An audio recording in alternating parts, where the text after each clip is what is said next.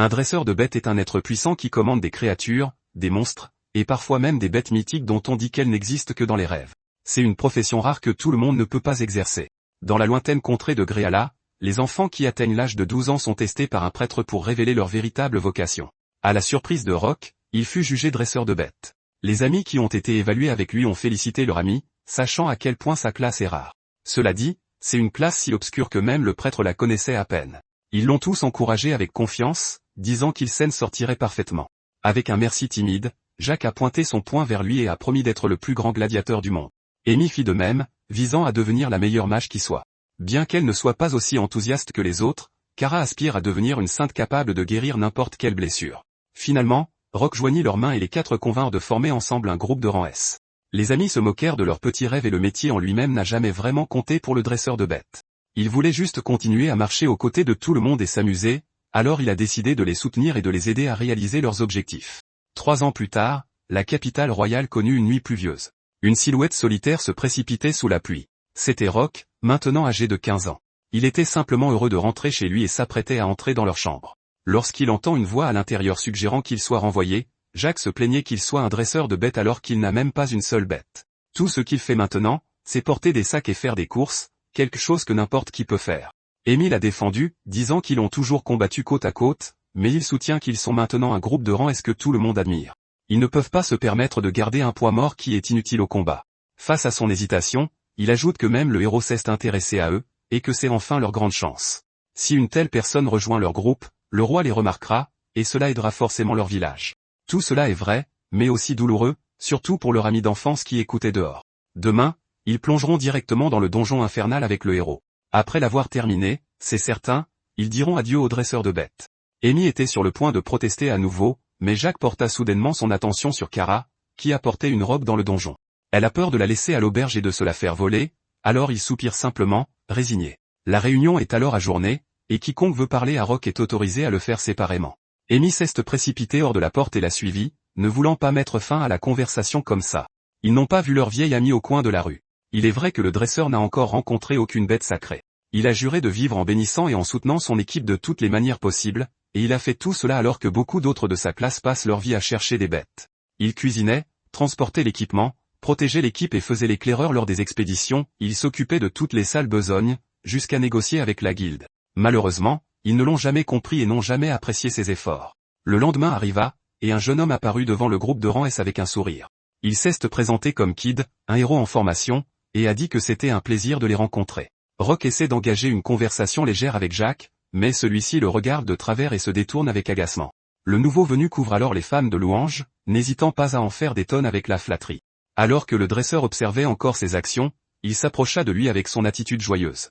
Cependant, son attitude change complètement, traitant le garçon de serviteur et lui ordonnant de surveiller son équipement. Sa vraie nature se révèle aussi simplement que cela. Amy corrige alors le malentendu, disant qu'il n'est pas un serviteur, et Kid s'excuse en disant qu'il le pensait car Rock portait toutes les affaires sur son dos. Kara intervint, voulant continuer et ne se souciant pas de la façon dont son ami était traité. Avant tout cela, Jacques demande à vérifier l'équipement du héros. Il dégaine sa lame sans un mot et leur montre fièrement le fléau du tueur de dragons, un cadeau royal censé tuer de vrais dragons.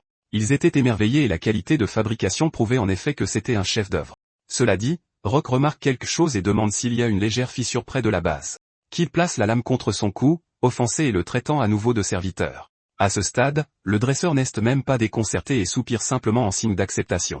Jacques lui dit d'ignorer le garçon et de tout donner pour la mission. Après tout, ils étaient entre de bonnes mains avec le héros. Tout comme avant, ils convinrent de faire de leur mieux et de terminer le donjon, levant même les mains ensemble. Rock n'était pas inclus, et il observait la scène qui était étrangement similaire à celle où ils avaient fait leur promesse d'enfance. Il ne pouvait rien y faire. Dans les bons comme dans les mauvais moments, c'est le soutien de tous qui le faisait avancer, mais soutenir leur rêve était son propre rêve.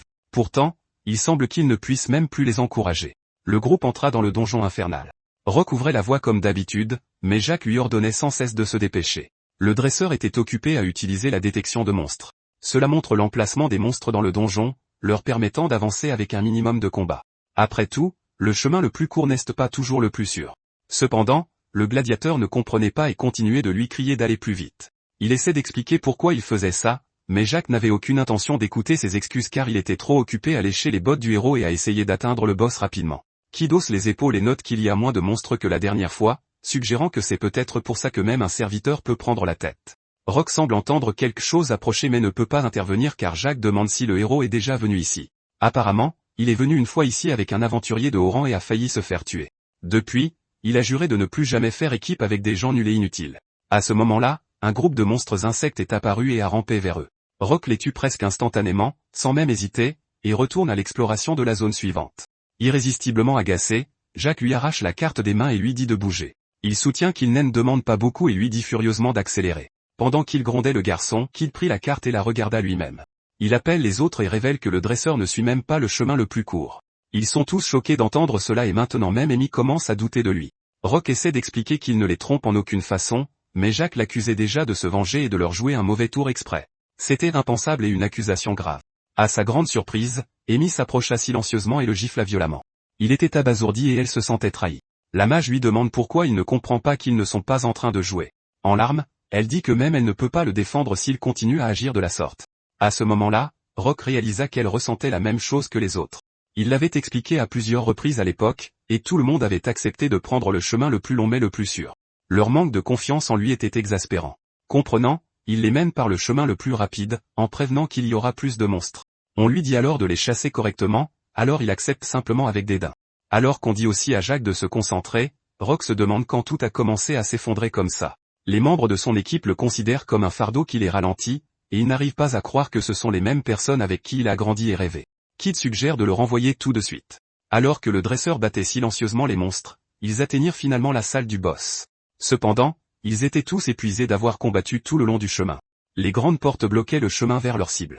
Vu leur état, Rock suggère de faire une pause et de décharger d'abord, mais Jack était toujours pressé et soutenait qu'il les avait déjà beaucoup retardés. Amy le regardait toujours avec honte, disant qu'il est plus dangereux de rester. Le héros en rajoutant une couche et le traitant d'idiot qui ne sait pas lire l'ambiance, le dresseur abandonne les formalités et l'accepte.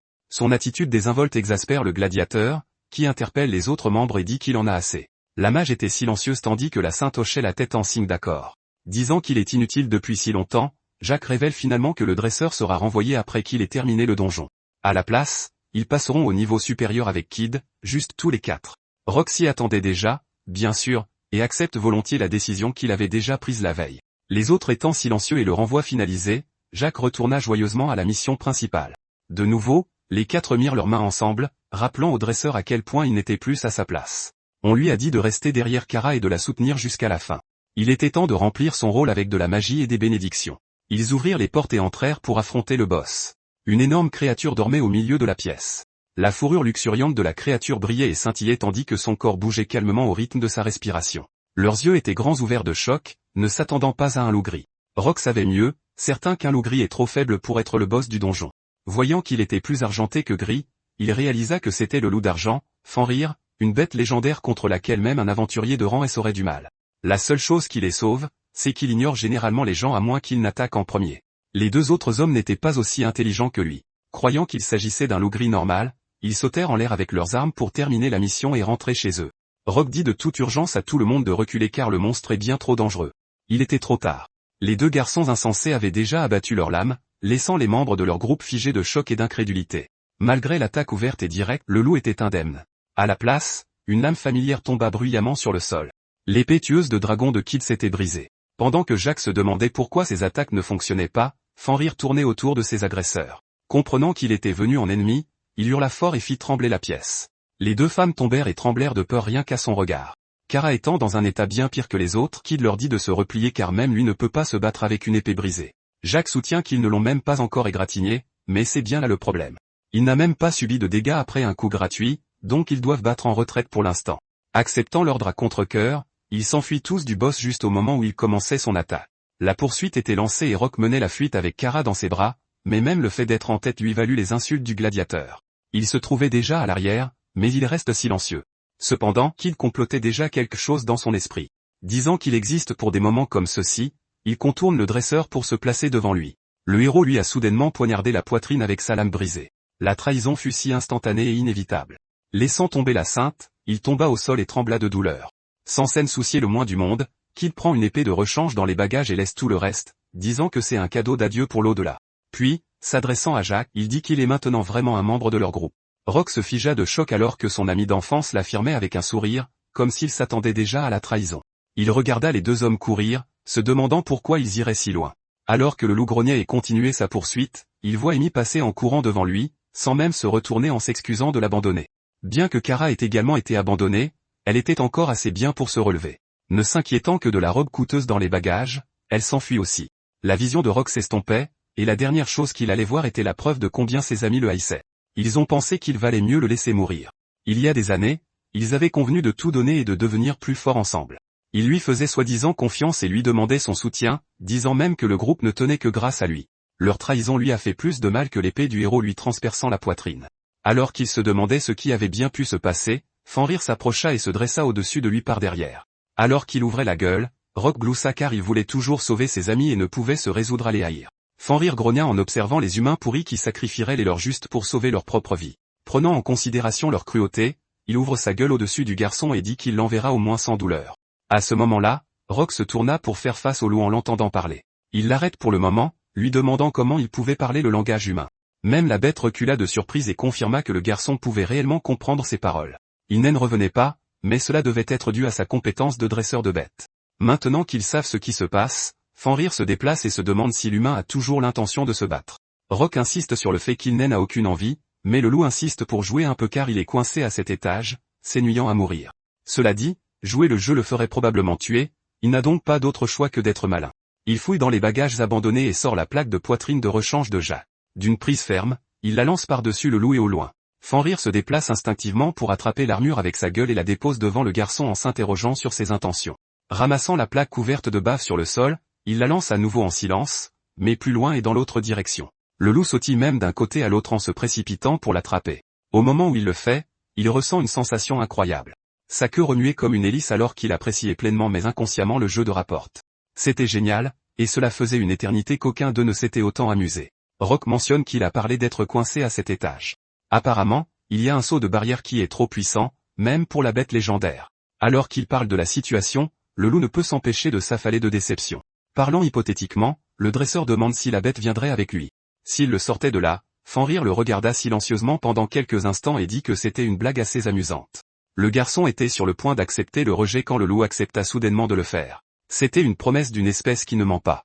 À ce moment précis, quelque chose scintilla dans l'esprit de Rock. Disant que la bête légendaire semble vouloir rejoindre le groupe, elle demande la permission du dresseur. C'est la première fois qu'il rencontre la voix dans sa tête. Il sait tout à ce sujet car il y a plusieurs récits d'autres dresseurs l'entendant. Bien qu'une personne dans les archives soit devenue folle après. Pourtant, il savait ce que cela signifiait et accepta le canidé comme son compagnon. Leurs corps brillèrent d'une lumière éclatante. Avec Fenrir rejoignant son groupe, le sanctuaire de la bête sacrée et la forme de bête divine sont déverrouillés. Comme il n'y a presque rien de documenté sur les dresseurs de bêtes, Rock n'avait aucune idée du pouvoir et devra simplement tester les choses pour le découvrir. Le loup d'argent était étourdi alors que la puissance et l'information affluaient dans son corps. Comme ils se sont déjà acceptés mutuellement, l'humain se présente enfin à son nouveau compagnon qui semble très intéressé par son nom. De nouveau, la queue du loup se mit à remuer de manière incontrôlable alors qu'il demandait aussi un nouveau nom. Demandant un tout nouveau nom, Fenrir ajoute qu'il aimerait un nom cool qui lui corresponde. Rock est perplexe et passe quelques bons moments à se creuser la tête. Le loup rougit d'excitation alors qu'il commence à parler et suggère « Lucky », un surnom assez simple. Son visage se crispa et ses dents se découvrirent en entendant cela, non pas de colère, mais parce qu'il trouvait ça cool. Il accepta le nouveau nom et sauta joyeusement dans la grotte. À ce moment-là, un coffre au trésor apparut de nulle part, confirmant que dompter la bête divine compte toujours comme vaincre le boss du donjon. Impatient de voir ce qu'il y a à l'intérieur, il l'ouvre et trouve quelques objets intéressants. D'abord, il y avait un bracelet, puis un énorme collier qui fit même sourire Lucky. Excité par son apparence chic et cool, il dit à son partenaire de le lui mettre rapidement. Il se remet à sauter partout dès qu'il est sur son cou, tandis que Rock passe à l'inspection du bracelet. La voix dit qu'il a équipé le bracelet du jardin miniature et peut maintenant y entrer et en sortir librement. Il ne sait même pas ce que cela signifie au début, mais ses yeux s'écarquillent d'émerveillement quand il voit l'intérieur du dôme de verre. Comme son nom l'indiquait, il y avait un petit environnement à l'intérieur. Intrigué et voulant le voir par lui-même, Lucky s'approcha, un peu trop près. Au moment où son nez toucha le verre, son corps entier fut aspiré dans le bracelet. Rock panique face à ce résultat inattendu et demande si le loup va bien. Une voix provenant du bracelet dit qu'il va bien. En fait, il saute et réapparaît de lui-même, invitant même le garçon à venir le rejoindre dans le jardin amusant. Cela semble ridicule au début, mais il n'y a qu'une seule façon de vérifier s'il disait la vérité. En pensant simplement à entrer dans l'espace, il ouvre les yeux et se retrouve à l'intérieur du bracelet. Bracelet. C'était incroyable, comme s'il était dans son propre monde. La sérénité et le silence de l'endroit seraient probablement parfaits pour se reposer. Pour être honnête, ce n'était pas si grand, mais la température et le climat sont parfaits et ce serait excellent comme entrepôt. Parmi les objets magiques, certains permettent de stocker des choses dans des dimensions de poche, mais aucun ne peut contenir des familiers comme ce bracelet. Lucky interrompt ses pensées et lui demande ses prochains projets. Comme sa vie d'aventurier de rang S est terminée aujourd'hui, il se dit que ce serait amusant de chercher d'autres bêtes divines comme lui. L'idée de rassembler des alliés fait remuer la queue du loup de plaisir. Après tout, il doit y en avoir plein d'autres qui meurent d'envie de sortir, tout comme lui. C'est un bel objectif, mais ils doivent d'abord quitter cet étage. En sortant du jardin, les deux ont traversé le donjon, Rock sur son dos. On lui a dit de ne pas tomber, alors il s'accroche à l'épaisse fourrure de Lucky et le remercie pour le transport. C'est tellement plus rapide qu'à pied, comme on pouvait s'y attendre d'un Fenrir. À ce rythme, ils atteindront les escaliers et trouveront la barrière en un rien de temps. Un peu plus loin, on dit à Lucky de tourner à droite. Il demande pourquoi, alors qu'aller tout droit les mènerait plus vite aux escaliers. Quand on lui dit que le chemin est infesté de monstres et qu'il veut éviter des combats inutiles, le Fenrir complimente Rock sur le fait qu'il est plus compétent qu'il n'est à l'air. Dès qu'il tourne comme on le lui a dit, il trouve un tas de cadavres d'insectes découpés sur le sol. Intrigué, il s'arrête immédiatement, à la grande confusion du loup. En descendant, le garçon remarque les cadavres. Bien que la plupart se vendent très cher, certains d'entre eux ont en fait un très bon goût. Lucky est ravi d'entendre cela et demande immédiatement à en goûter. Tenant un énorme morceau dans ses mains, il dit collecte, et celui-ci disparaît instantanément dans un vif éclat de lumière. Son familier est émerveillé par sa capacité à collecter les choses de cette manière. Rock a juste eu le sentiment que ça pourrait marcher et veut essayer de le faire en étant sur son dos. Pour voir s'ils peuvent vraiment le faire, il saute sur le dos de son familier et l'incite à essayer. Cependant, Lucky n'a pas vraiment le coup de main. Alors que sa force normale fait exploser le morceau, ils sont choqués par la destruction, ce qui amène le loup à s'excuser penauddement. Essayant à nouveau, il utilise ses doigts de pied délicatement pour s'assurer que les choses se passent différemment. La pointe de sa griffe touche légèrement la carcasse alors qu'il dit collecte, mais le résultat n'est pas très différent car elle est juste fendue au lieu d'exploser. Il regarde avec horreur les morceaux tombés au sol. Au moins, ils savent que Rock peut les collecter sans problème. Le loup était triste, mais il finira par prendre le coup de main. Pour l'instant, ils doivent reprendre et revenir à la tâche principale, qui est de passer la porte qui enferme la bête divine. Lucky pousse contre elle. Comme il l'a dit, c'est complètement impénétrable et très certainement une barrière puissante. L'acceptant déjà, le Fenrir dit que c'est probablement la fin de leur partenariat, ajoutant que c'était un moment amusant, bien que court.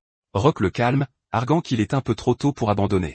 On lui dit d'entrer dans le jardin miniature, Lucky comprend l'idée et s'enthousiasme car ça pourrait vraiment marcher. Il file dans le bracelet comme on le lui a dit, et c'est maintenant le moment de vérité. Il n'y a aucune garantie qu'ils pourront sortir en toute sécurité, surtout avec la puissance de la barrière. La traversée ne sera pas facile. Du moins, c'est ce qu'ils pensent jusqu'à ce qu'ils la traversent tout simplement. Juste de l'autre côté, ils libèrent Lucky du bracelet, et ils applaudissent devant cette solution étonnamment simple. Les deux sont sortis tout aussi facilement, le Fenrir rendant le voyage aussi rapide que possible. Voyant l'extérieur pour la première fois, il remercie l'humain. Il n'arrive toujours pas à croire qu'il est là, mais il a hâte de travailler ensemble malgré tout. Partageant ses sentiments, Rock tendit le poing, comme il le faisait avec ses anciens amis. Lucky était sur le point de répondre avec sa patte, mais se souvient des carcasses qui ont explosé plus tôt et décide de ne pas le faire. À la place, il touche le poing avec son museau, marquant le début de quelque chose de plus qu'un partenariat. Pour la première fois, le dresseur de bêtes a gagné une bête divine comme compagnon. À la guilde des aventuriers au milieu de la capitale, les gens se sont rassemblés, formant une foule alors que le Fenrir attirait naturellement l'attention de tous. Rock s'attendait à ce que cela arrive, mais les gardes se sont soudainement précipités, disant qu'ils devaient protéger la guilde du loup gris. Lucky bâilla pendant que son compagnon essayait d'expliquer qu'il était une bête apprivoisée, mais les hommes ne l'écoutaient pas du tout. Voyant leurs armes prêtes, il se demanda ce qu'il allait faire maintenant. À ce moment-là, une personne familière est sortie de la guilde, attirée par toute l'agitation. Rika, la réceptionniste, est venue voir quel était le problème. Ignorant les hommes qui s'écartaient et rougissaient à sa vue, elle souhaite la bienvenue à Rock. Elle est confuse au début, se rappelant qu'il était censé être dans le donjon infernal, mais est distraite par le loup incroyablement remarquable devant elle. Riant et disant que ce n'est pas si simple, le jeune homme présente son familier, le Fenrir. Elle doute d'abord de ses oreilles, pensant qu'elle vient d'entendre le nom d'une bête légendaire. Réalisant qu'il était sérieux, elle le félicite sincèrement d'être devenu un maître de bêtes divines. Les gardes et les citadins entendent la réceptionniste, mais n'arrivent pas à y croire. L'idée que quelqu'un apprivoise le Fenrir était tout simplement ridicule. Cela dit, il doit maintenant enregistrer le familier correctement. Il est donc ramené dans la guilde, tandis que Lucky s'allonge et fait une sieste devant le bâtiment. Il termine l'enregistrement en un rien de temps et la remercie pour toute son aide. À ce moment-là, Rika demande où est passé le reste de son groupe, le surprenant car cela signifie qu'ils ne sont même pas encore revenus.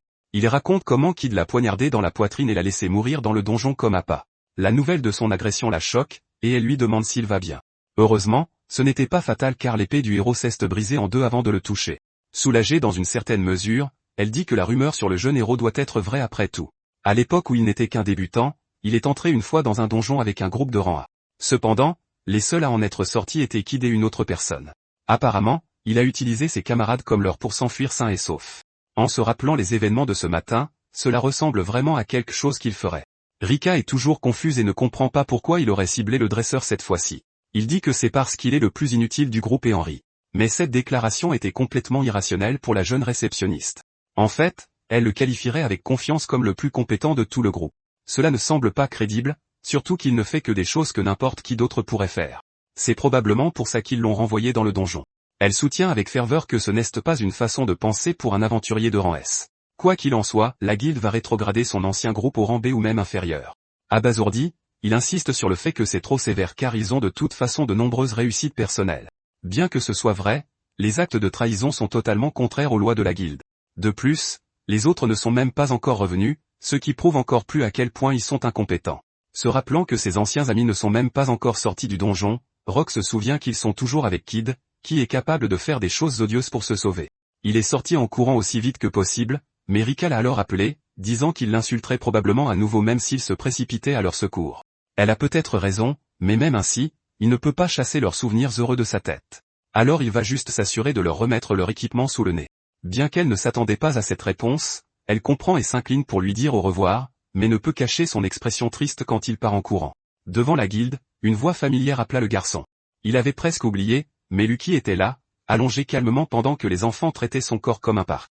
Rock lui demande s'il veut le rejoindre dans le donjon, mais avant cela, le Fenrir dit que les traîtres le trahiront sans aucun doute encore et encore. Il le sait, bien sûr. C'est pourquoi ce sera la dernière fois qu'il les aidera.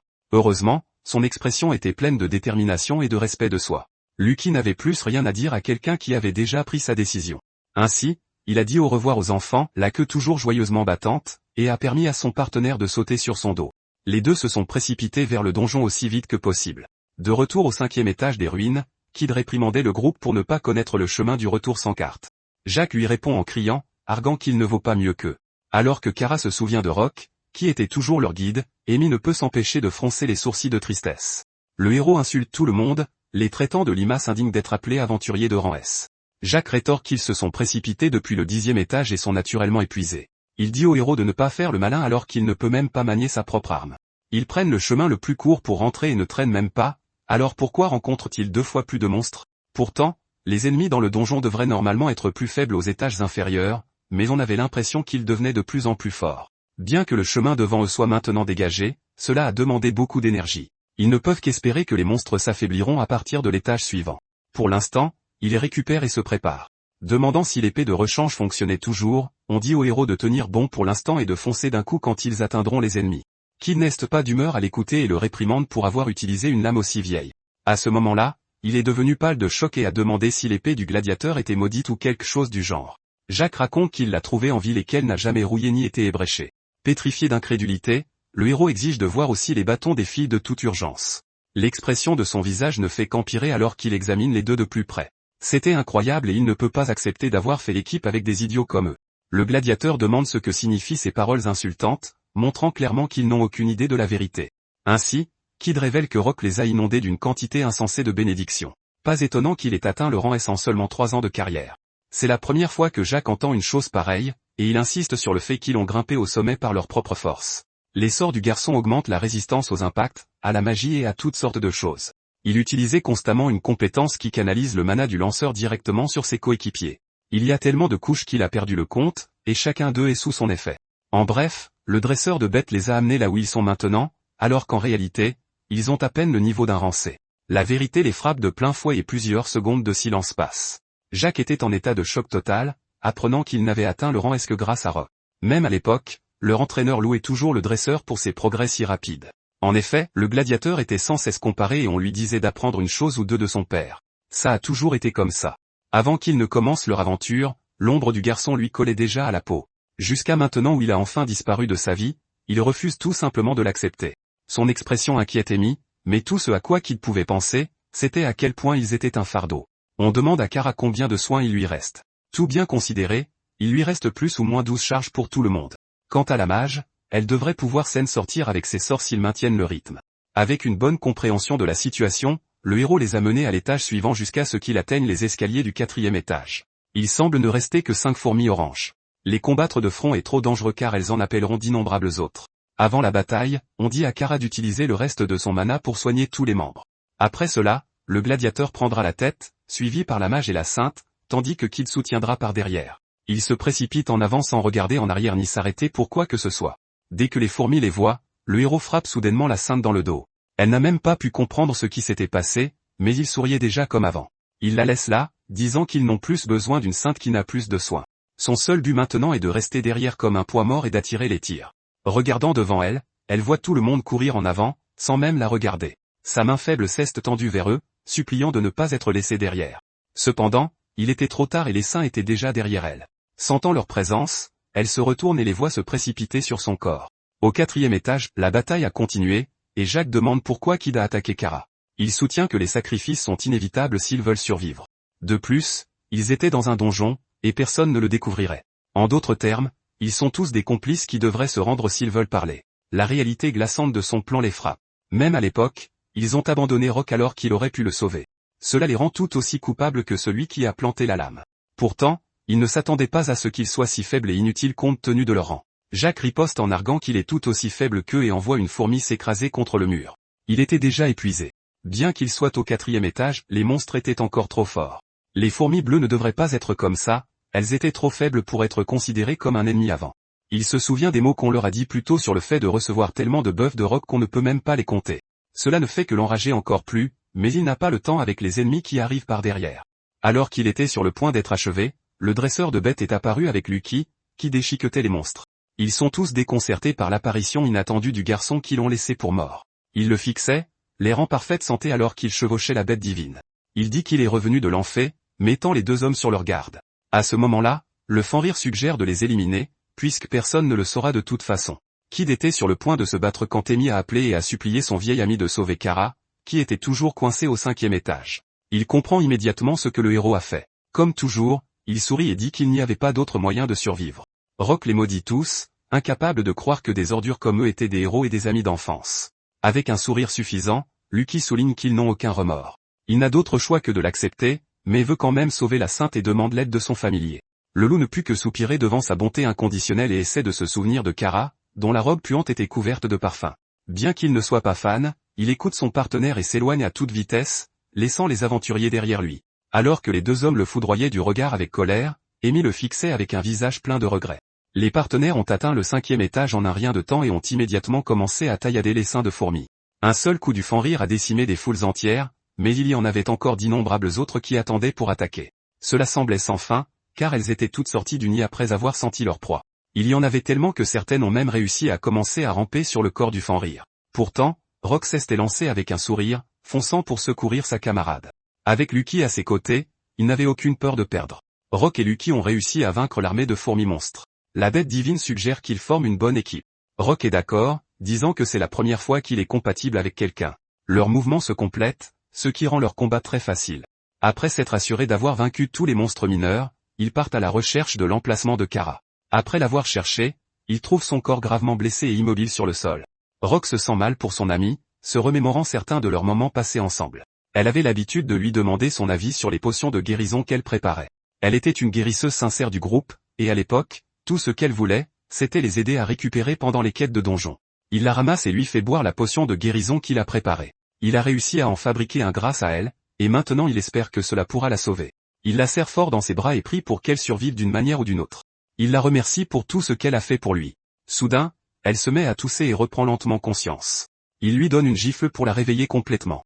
Une fois complètement réveillée, elle est confuse de voir Rock avec elle. Pensant qu'il est mort, elle croit être déjà au paradis. Elle s'excuse immédiatement de l'avoir abandonné quand il avait le plus besoin d'eux. Elle a fait quelque chose d'impardonnable à un ami plein de gentillesse. Il lui dit que tout va bien maintenant. Cependant, ils ont toujours un problème, même dans l'au-delà. Il lui montre Lucky et prétend qu'il est déjà mort, et qu'ils doivent abattre la bête divine des enfers, Fenrir, pour atteindre le royaume suivant. Elle met un moment à digérer l'information, puis quand elle réalise, elle perd connaissance sous le choc. Amusé, Lucky le corrige en lui disant que Cerbère est le gardien des enfers. Rock réalise qu'ils doivent retourner en ville et lui demande de porter Kara pour lui. Il a l'air déçu, disant que son dos n'est réservé qu'à lui. Mais à la fin, il a quand même cédé à Rock. Le garçon le remercie de sa compréhension. Soudain, Rock remarque une ouverture au fond de la grotte. Cela ressemble à l'entrée du prochain nid des fourmis monstres. En entendant cela, Lucky se redresse soudainement, disant qu'il veut manger des œufs de fourmis. Il salive presque en pensant à quel point ils sont bons. Distrait, il suit le chemin et laisse Rock derrière lui. En arrivant dans la zone suivante, il trouve les œufs qu'il cherchait. Il fixe sa cible du regard pendant que Rock regarde curieusement les œufs. Soudain, il remarque qu'un œuf solitaire est d'une couleur différente. Il regarde autour de lui et réalise aussi que la plupart des œufs ont déjà été écrasés. Soudain, ils entendent un craquement. Les œufs restants commencent alors à éclore, révélant de jeunes fourmis oranges. Rock sort son arme, mais à sa grande surprise, au lieu de l'attaquer, les fourmis se blottissent contre lui et l'appellent papa. Lucky plaisante en disant qu'il a probablement une femme ailleurs, ce qui explique pourquoi il rentrait toujours tard. Soudain, il entend de nouveau la voix dans sa tête lui demandant s'il veut que les fourmis oranges rejoignent leur groupe. Il y réfléchit attentivement. Il y a un instant, il a anéanti toutes les fourmis oranges, et maintenant, elles veulent le rejoindre. Après réflexion, il décide de les accueillir, car les abandonner lui semble cruel. Sur ce, les fourmis oranges se transforment en leur forme humaine. Il est choqué de les voir se transformer en petites filles. Après leur transformation, elles sont transférées dans le jardin sanctuaire. Sur ce, Rock dit à Lucky qu'il va au jardin sanctuaire un instant pour voir les nouvelles bêtes. Il confie d'abord Kara à Lucky qui accepte de veiller sur la femme. Rock se téléporte au jardin sacré. Il découvre que le jardin doit être agrandi car de nouvelles bêtes ont été ajoutées. Avec cette option d'agrandissement, il choisit soigneusement ce qu'il faut ajouter à son espace. D'abord, il ajoute une rivière et un étang. Il ajoute aussi un abri et des arbres fruitiers. Il a également décidé d'agrandir l'espace et de le transformer en champ. Après avoir tout sélectionné, le jardin sacré s'agrandit en un champ luxuriant. Il reste bouche bée de surprise en voyant l'amélioration de l'endroit. De l'autre côté, il peut voir les fourmis oranges se rassembler dans une zone. Curieux, il leur demande ce qu'elles font toutes. L'une des fourmis court vers lui avec enthousiasme, l'informant qu'elle nettoie des cadavres de monstres. Il trouve cela incroyable, surtout en sachant que c'est leur spécialité. Il félicite la fourmi et lui dit à quel point elle est utile pour le jardin sacré. La fourmi lui fait un grand sourire, heureuse que son papa l'ait félicité. Finalement, il accepte simplement le fait qu'il est maintenant un papa. Il remarque alors qu'elle est la seule à porter un diadème et réalise qu'elle pourrait être la spéciale de son armée. Tout à coup, il se souvient que c'est le moment de créer des liens avec les fourmis et retourne au donjon en un rien de temps. En le voyant, Lucky lui dit frénétiquement qu'ils ont une urgence. Rock panique, pensant qu'il pourrait s'agir d'une autre attaque de monstres. Avec un air triste, Lucky lui dit que tous les œufs ont éclos et qu'il n'y a plus rien à manger pour lui. Ce soir-là, devant le hall de la guilde, Rock déclare qu'il va s'occuper de Kara et le laisser seul un moment. La bête accepte et dit qu'elle va simplement l'attendre. Rock entre dans le hall avec Kara inconsciente dans ses bras.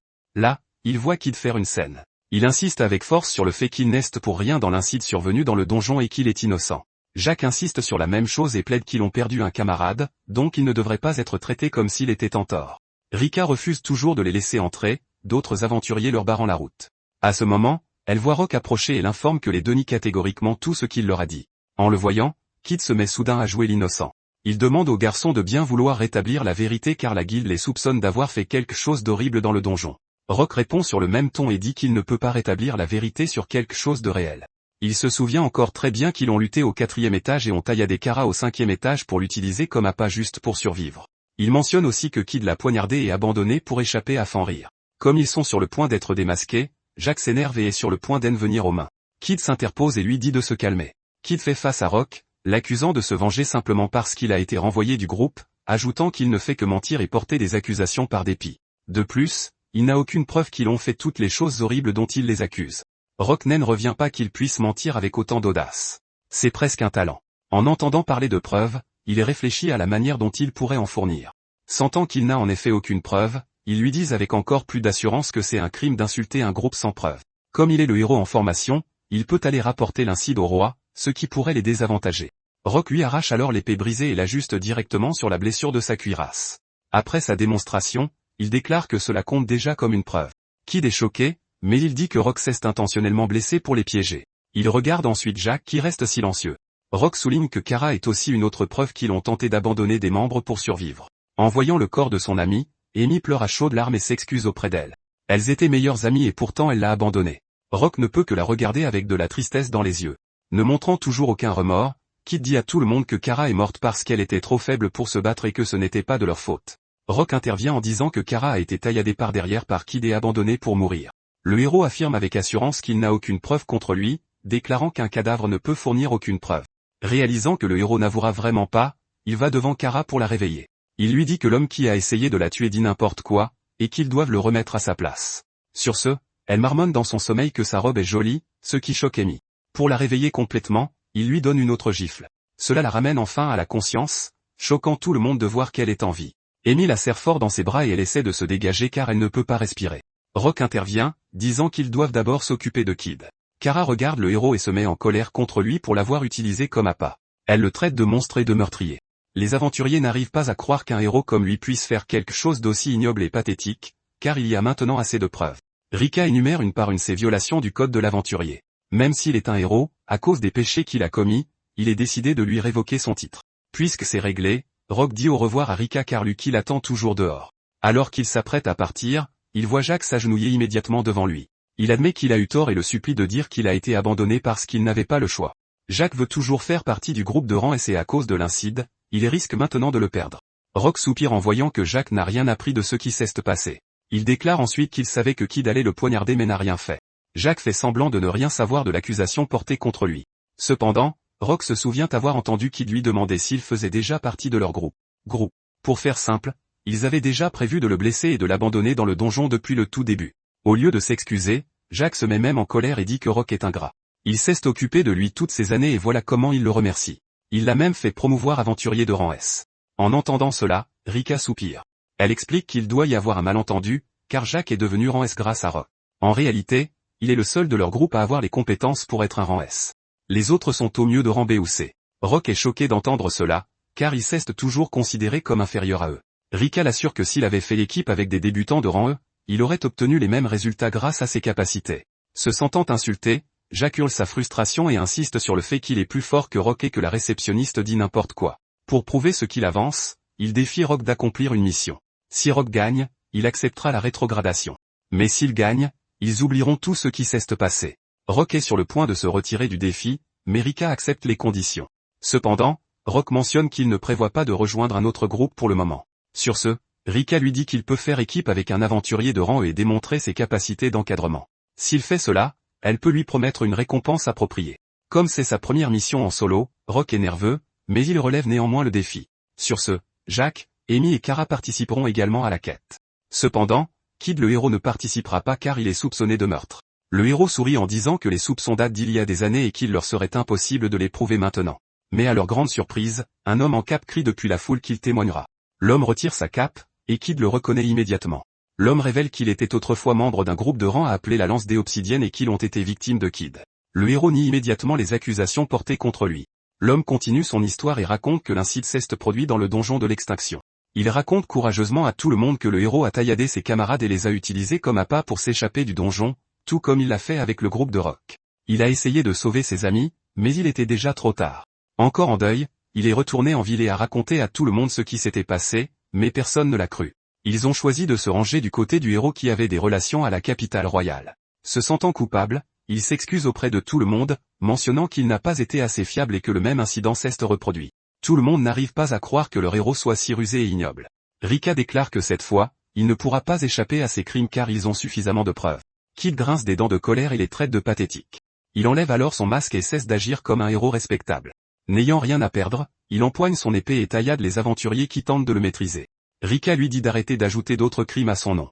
Cependant, Kid refuse d'écouter et lui crache dessus avec colère pour lui avoir fait la morale. Il résiste à l'arrestation par la guilde. Pour s'échapper, il attrape Amy et en fait son otage. Rock essaie de le convaincre qu'il peut encore faire marche arrière s'il se rend maintenant. Au lieu de se calmer, cela déclenche encore plus le héros, qui maudit silencieusement la guilde et tout le monde autour de lui pour ses malheurs. Il leur ordonne de s'écarter de son chemin et de le laisser s'échapper s'ils la veulent vivante. Alors qu'il s'écarte prudemment, Kid s'échappe en tenant toujours Amy près de lui. Il s'enfuit alors à toute vitesse. Inquiet, Rock se lance immédiatement à leur poursuite, et à la surprise générale, Kid et Amy sont tous deux à terre. Lucky a intercepté le plan d'évasion de Kid. Le héros est à terre, battu, et la bête divine est fière de son travail. Rock le remercie d'avoir sauvé Amy et d'avoir réussi à appréhender Kid. Les gardes ont enfin maîtrisé Kid pendant que Rock et les autres le regardent se faire traîner dans sa cellule. Rock regarde sa bête divine et la remercie à nouveau pour son aide. Il porte ensuite son attention sur son ancien groupe et leur rend leur équipement et leurs affaires. Amy s'avance et incline humblement la tête devant lui, s'excusant de l'avoir trahi. Il l'assure qu'il va bien maintenant quand Jack intervient et lui dit qu'il peut revenir dans leur groupe et simplement oublier le duel. Il croit que cela réglerait les choses, Mais Rock ne fait que soupirer à sa déclaration. Voyant qu'il n'a presque aucun remords, il répond qu'il n'a aucune intention de refaire équipe avec eux. Jacques se sent insulté et grince des dents de colère. Kara s'approche alors de Rock et déclare que puisqu'ils ont tous les deux été trahis, ils formeront un groupe ensemble. Cependant, il lui rappelle qu'elle l'a aussi trahi et qu'il ne formera donc pas un groupe avec quelqu'un comme elle. À cause de cela, elle reproche à Jacques d'avoir ruiné leur groupe en faisant venir le héros sans leur demander. Jacques, de son côté, souligne que c'est elle qui a dit que Rock était déjà inutile. Les deux continuent de se disputer pendant que Rock les écoute. Amy leur dit alors d'arrêter de se battre et de reconnaître qu'ils ont maltraité leur ami en ne croyant pas en lui et, pire encore, en le trahissant à la fin juste pour survivre. Réalisant qu'elle a raison, les deux s'arrêtent et restent silencieux. Alors qu'ils tentent de réfléchir à ce qu'ils ont fait, Rika intervient et discute de la mission avec eux et de la requête qu'ils doivent accomplir. Elle explique que la difficulté va du rang C au rang B.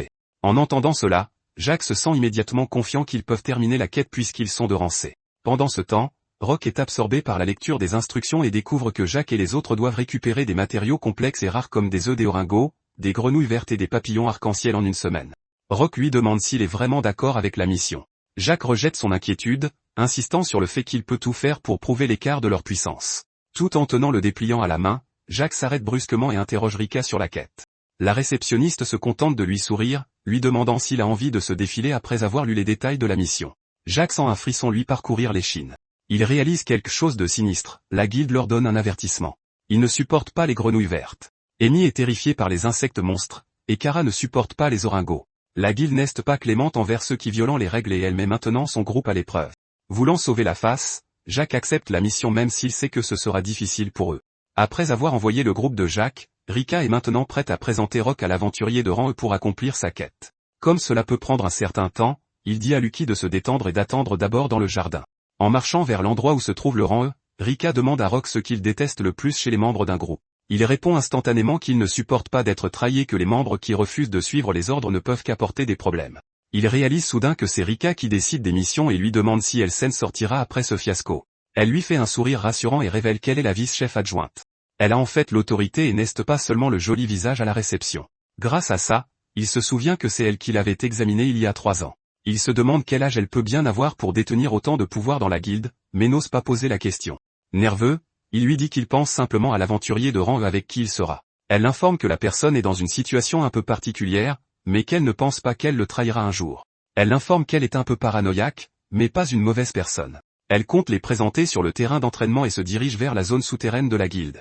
C'est assez nouveau pour lui, et il est stupéfait lorsque la porte du terrain d'entraînement s'ouvre. Rika lui présente Shannon l'elfe. Il trouve déroutant qu'une elfe soit une aventurière de rang E. Il remarque alors qu'elle porte un collier d'éclave. Rika le confirme et mentionne qu'en raison de certaines circonstances, elle est une aventurière esclave sous la garde de la guilde. Elle explique en outre que les 5 derniers maîtres de Shannon sont tous morts de manière mystérieuse. 2 sont morts de cause naturelle. Un a été empoisonné, un autre est tombé d'une falaise, et un autre a été tué par un monstre. Elle a finalement été envoyée à la guilde parce que son dernier maître avait des dettes envers eux. Rock trouve aussi ces accidents étranges et pense que c'est plus que de la simple malchance pour que cela arrive autant de fois. Shannon l'avertit qu'elle est une faucheuse, alors il doit refuser la requête tant qu'il en a encore l'occasion. Cependant, il est trop tard pour reculer maintenant qu'il a déjà accepté le travail. Soudain, elle a un regard déterminé dans les yeux et lève son arme contre la gorge de l'homme. Avec un regard dangereux, elle lui dit qu'il devrait rester loin d'elle puisqu'il ne peut même pas esquiver une simple attaque. Sans lui montrer la moindre émotion, il lui dit qu'il n'a pas vraiment choisi d'esquiver son attaque. Elle serre les dents, agacée. Elle s'emporte contre lui en lui demandant s'il veut vraiment mourir. Tremblante, elle fait remarquer qu'elle a renoncé à la vie il y a longtemps, quand elle est devenue esclave. Des larmes commencent à couler sur son visage alors qu'elle le supplie d'abandonner, car elle en a marre de voir les gens mourir. Il l'assure que tout ira bien pour eux. Il saisit l'une des épées en bois et lui dit qu'il est le genre de personne qui aime aider quelqu'un de gentil comme elle. Elle l'attaque une nouvelle fois, mais il ne bouge pas. Réalisant qu'il n'abandonnera pas, elle se jette sur lui pour lui montrer de quoi elle est capable. Elle cherche à le faire reculer et le frappe avec son arme de manière rapide et successive. Tout en échangeant des attaques avec elle, il se rend compte qu'elle est rapide et précise et qu'elle ne bluffait pas en disant qu'elle le ferait reculer. À en juger par ses mouvements, elle a dû beaucoup s'entraîner. Cependant, il ne la laissera pas gagner. Il balance alors son arme vers elle avec une force brutale. Shannon laisse tomber son épée. Après l'avoir vaincue, il lui fait remarquer qu'une trajectoire d'épée trop nette est facile à prédire. Il lui dit que c'est la fin et qu'elle devrait simplement abandonner. Cependant, elle refuse d'abandonner et lui saute dessus. Elle lui donne alors un puissant coup de pied. Alors qu'elle continue de l'attaquer, il peut dire qu'elle a de solides bases en arts martiaux. Cependant, tout comme son maniement de l'épée, ses mouvements de combat ne semblent pas très affinés et donnent l'impression qu'elle manque d'expérience réelle. Il lui saisit alors la main et la plaque au sol avec une force brute. Elle crie de douleur mais refuse toujours d'admettre sa défaite, car cela signifierait qu'il mourra. Il essaie de la convaincre qu'il ne mourra pas à cause d'elle et qu'elle doit juste lui faire confiance, mais elle a du mal à le croire, car c'est ce que tout le monde disait avant de mourir.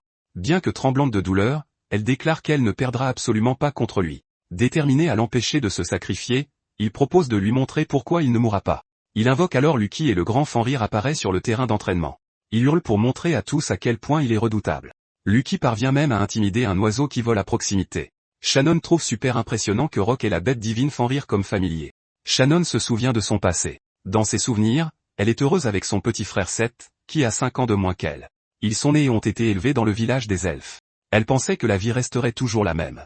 Cependant, un jour, tout a changé quand Seth a disparu. Ses parents sont partis dans la forêt pour le chercher et lui ont dit de rester à la maison.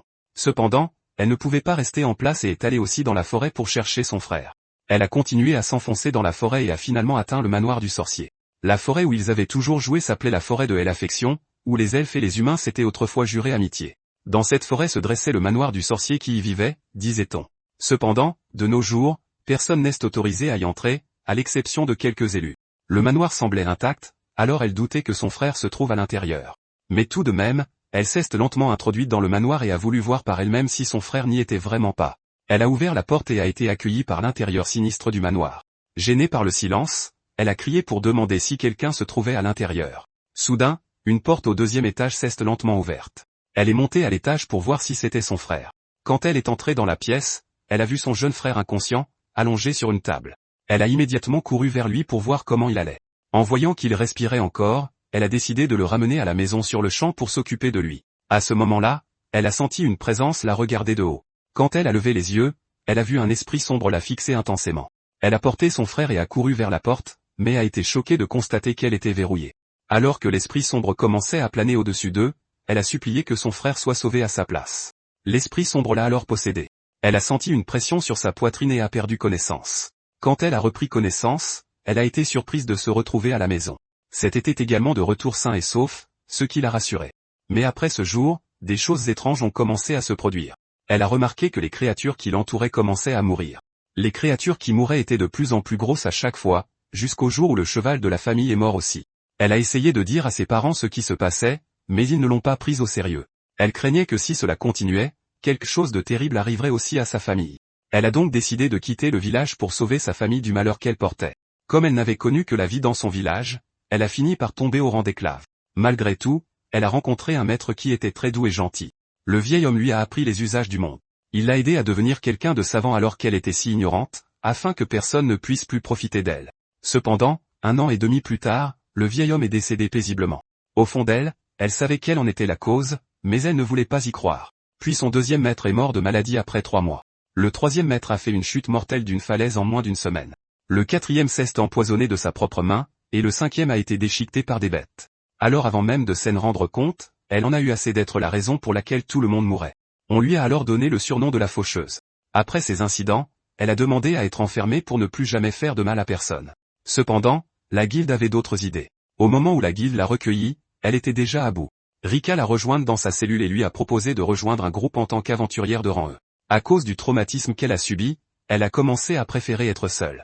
Alors, pour éviter de partir en quête avec quelqu'un, elle racontait toujours son histoire. Ainsi, les aventuriers la rejetaient, et parfois elle se battait pour que les choses restent ainsi. Puis un jour, elle a rencontré ce garçon têtu qui refusait de s'éloigner d'elle. Même s'il l'a salué avec un sourire chaleureux, elle a essayé de le repousser comme les autres. Cependant, il ne voulait pas l'abandonner.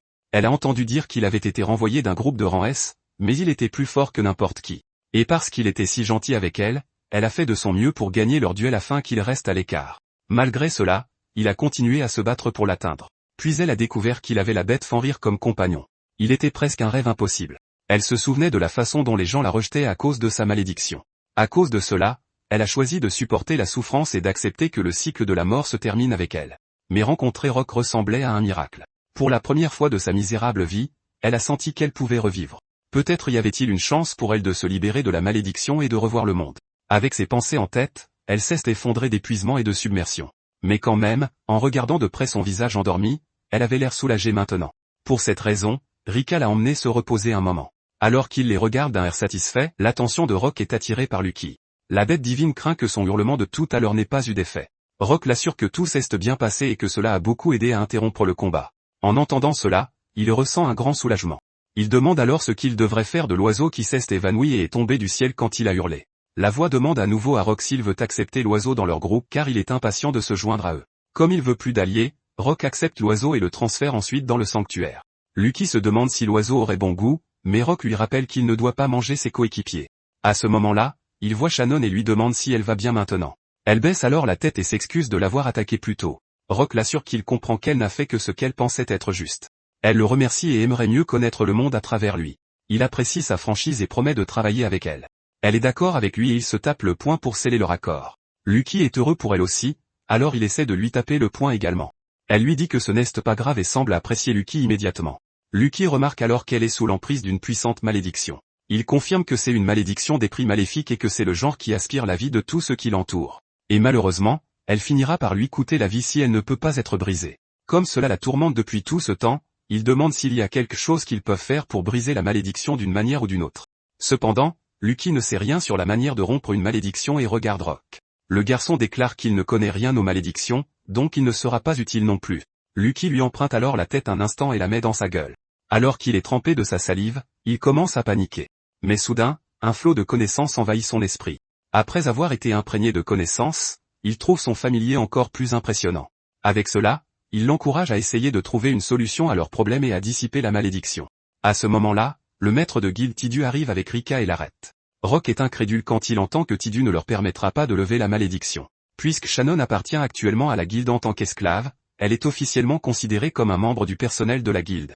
Selon leurs règles, ils ne peuvent pas laisser une personne non autorisée effectuer la dissipation. Rock trouve cela absurde car ils ont une bombe à retardement et Shannon pourrait être en grand danger. Titus le calme en disant qu'il devient comme Jacques avec ses émotions incontrôlables. Sur ce, le garçon se calme et s'excuse. Titus lui remonte le moral et lui dit de se détendre un peu, car beaucoup de choses se sont passées dernièrement. Il est d'accord avec le maître de guilde mais réalise quelque chose. Il demande s'ils peuvent briser la malédiction si Shannon n'est plus un membre du personnel de la guilde. Tidus sourit et commente qu'il est toujours aussi vif d'esprit. À l'endroit au but, il fait remarquer que Rock devrait acheter Shannon à la guilde s'il veut vraiment l'aider. De cette façon, elle ne sera plus un membre du personnel de la guilde, et il pourra lever la malédiction. Rock veut aider mais pense que c'est une décision un peu soudaine. Titus lui sourit et lui demande à quoi sert la guilde, selon lui. Le jeune homme répond qu'elle a été créée pour soutenir les autres aventuriers. Bien sûr, c'est vrai. Mais Titus ajoute aussi que la guilde existe pour rendre les aventuriers heureux. C'est pourquoi la trahison de Jacques et de son groupe ne peut être tolérée. Normalement, ils seraient immédiatement exclus de la guilde, mais cela ne leur apprendrait rien. Il espère donc que leur mission leur apprendra quelque chose. Il veut qu'ils trouvent le bonheur, y compris Rock, qui a supporté toute la douleur infligée par ses anciens membres. Il regarde ensuite Shannon et fait remarquer qu'elle a aussi beaucoup souffert, et pourtant elle peut encore se soucier des autres. À bien des égards, ils se ressemblent tous les deux. Ils savent ce que sont les épreuves et le sacrifice, ce qui montre seulement qu'ils feraient d'excellents partenaires pour cette quête. Rock est choqué d'entendre tout cela. Il pensait que personne ne le comprenait vraiment, mais il s'avère que quelqu'un l'observait vraiment. Il se tourne ensuite vers Shannon et lui demande ce qu'elle veut. Incertaine, elle refuse d'abord de répondre car elle n'est qu'une esclave. Cependant, si on lui donnait le choix, elle aimerait vraiment partir avec Rock. Sur ce, Rock décide de l'emmener aussi. Il demande alors combien il doit payer pour elle, mais Rika explique que ce doit être une coïncidence car la récompense de la mission suffira comme paiement. Rock se gratte le visage car la coïncidence est trop grosse. Le paiement étant réglé, Rock commence alors à annuler la malédiction que l'esprit sombre lui a jetée. Alors qu'il récite le mantra de dissipation, l'esprit sombre est lentement retiré des ombres de Shannon. Cependant, il essaie de se transférer sur Rock et de l'avaler tout entier. Luttant, il se force encore plus jusqu'à ce qu'une lumière aveuglante de ses paumes finisse par vaincre l'esprit sombre, qui se désintègre lentement dans l'air. Il tombe au sol d'épuisement tandis que Lucky le félicite d'avoir dissipé la malédiction. Rock le remercie également de l'avoir guidé et d'avoir levé la malédiction. Titus remarque également que pour une première fois, il a été incroyable en brisant la malédiction de l'archidémon. Curieux, le jeune homme s'interroge sur la nature de la malédiction. Bien qu'il ne soit pas vraiment un expert en la matière, Titus explique qu'il y a eu des cas similaires auparavant. D'après ce qu'il sait, elle est causée par l'invocation des démons qui régnaient autrefois sur le monde. Rock aurait espéré être informé plutôt qu'il s'agissait d'une malédiction démoniaque, mais il est néanmoins heureux que le danger soit écarté. Shannon le remercie d'avoir levé sa malédiction. Rock lui adresse un sourire rassurant, et Lucky est également heureux que tout se soit arrangé. Sur ce, Titus les encourage à commencer la quête et à rassembler les matériaux avant que l'équipe de Jacques ne puisse les surpasser. Rock commence les préparatifs et se transporte dans le jardin du sanctuaire. Shannon est émerveillée qu'il y ait un monde complètement différent à l'intérieur de son bracelet. En regardant de près son visage souriant, Rock ne peut s'empêcher d'être hypnotisé. Sentant cela, Lucky taquine un peu le garçon, ce qui le trouble. Elle désigne alors l'oiseau du ciel et demande si cette créature est aussi son ami. Les oiseaux du ciel sont si rares à voir car ils volent très haut dans le ciel, il est donc difficile de les repérer. Elle est impressionnée qu'ils possèdent des bêtes rares et puissantes comme le fan-rire. Pendant que les deux parlent encore, Lucky a soudainement faim et demande à Rock de manger. Puisque son familier le mentionne, Rock a aussi réalisé qu'il meurt de faim. Lucky se réjouit et lui dit qu'il a demandé aux fourmis oranges de lui apporter des monstres à manger. Rock se rend compte que les fourmis sont introuvables. Lucky lui dit que les fourmis ont construit un donjon sous la cabane, ce qui choque Rock. Tous les trois inspectent le donjon dont parle Lucky et trouvent un grand trou au milieu du champ. Shannon n'en croit pas ses yeux de voir des fourmis oranges sous forme humaine. Elle est aussi choquée qu'elle appelle Rock papa. Lucky le taquine à ce sujet et le jeune homme explique frénétiquement à Shannon qu'il se trouvait là par hasard à la naissance du bébé.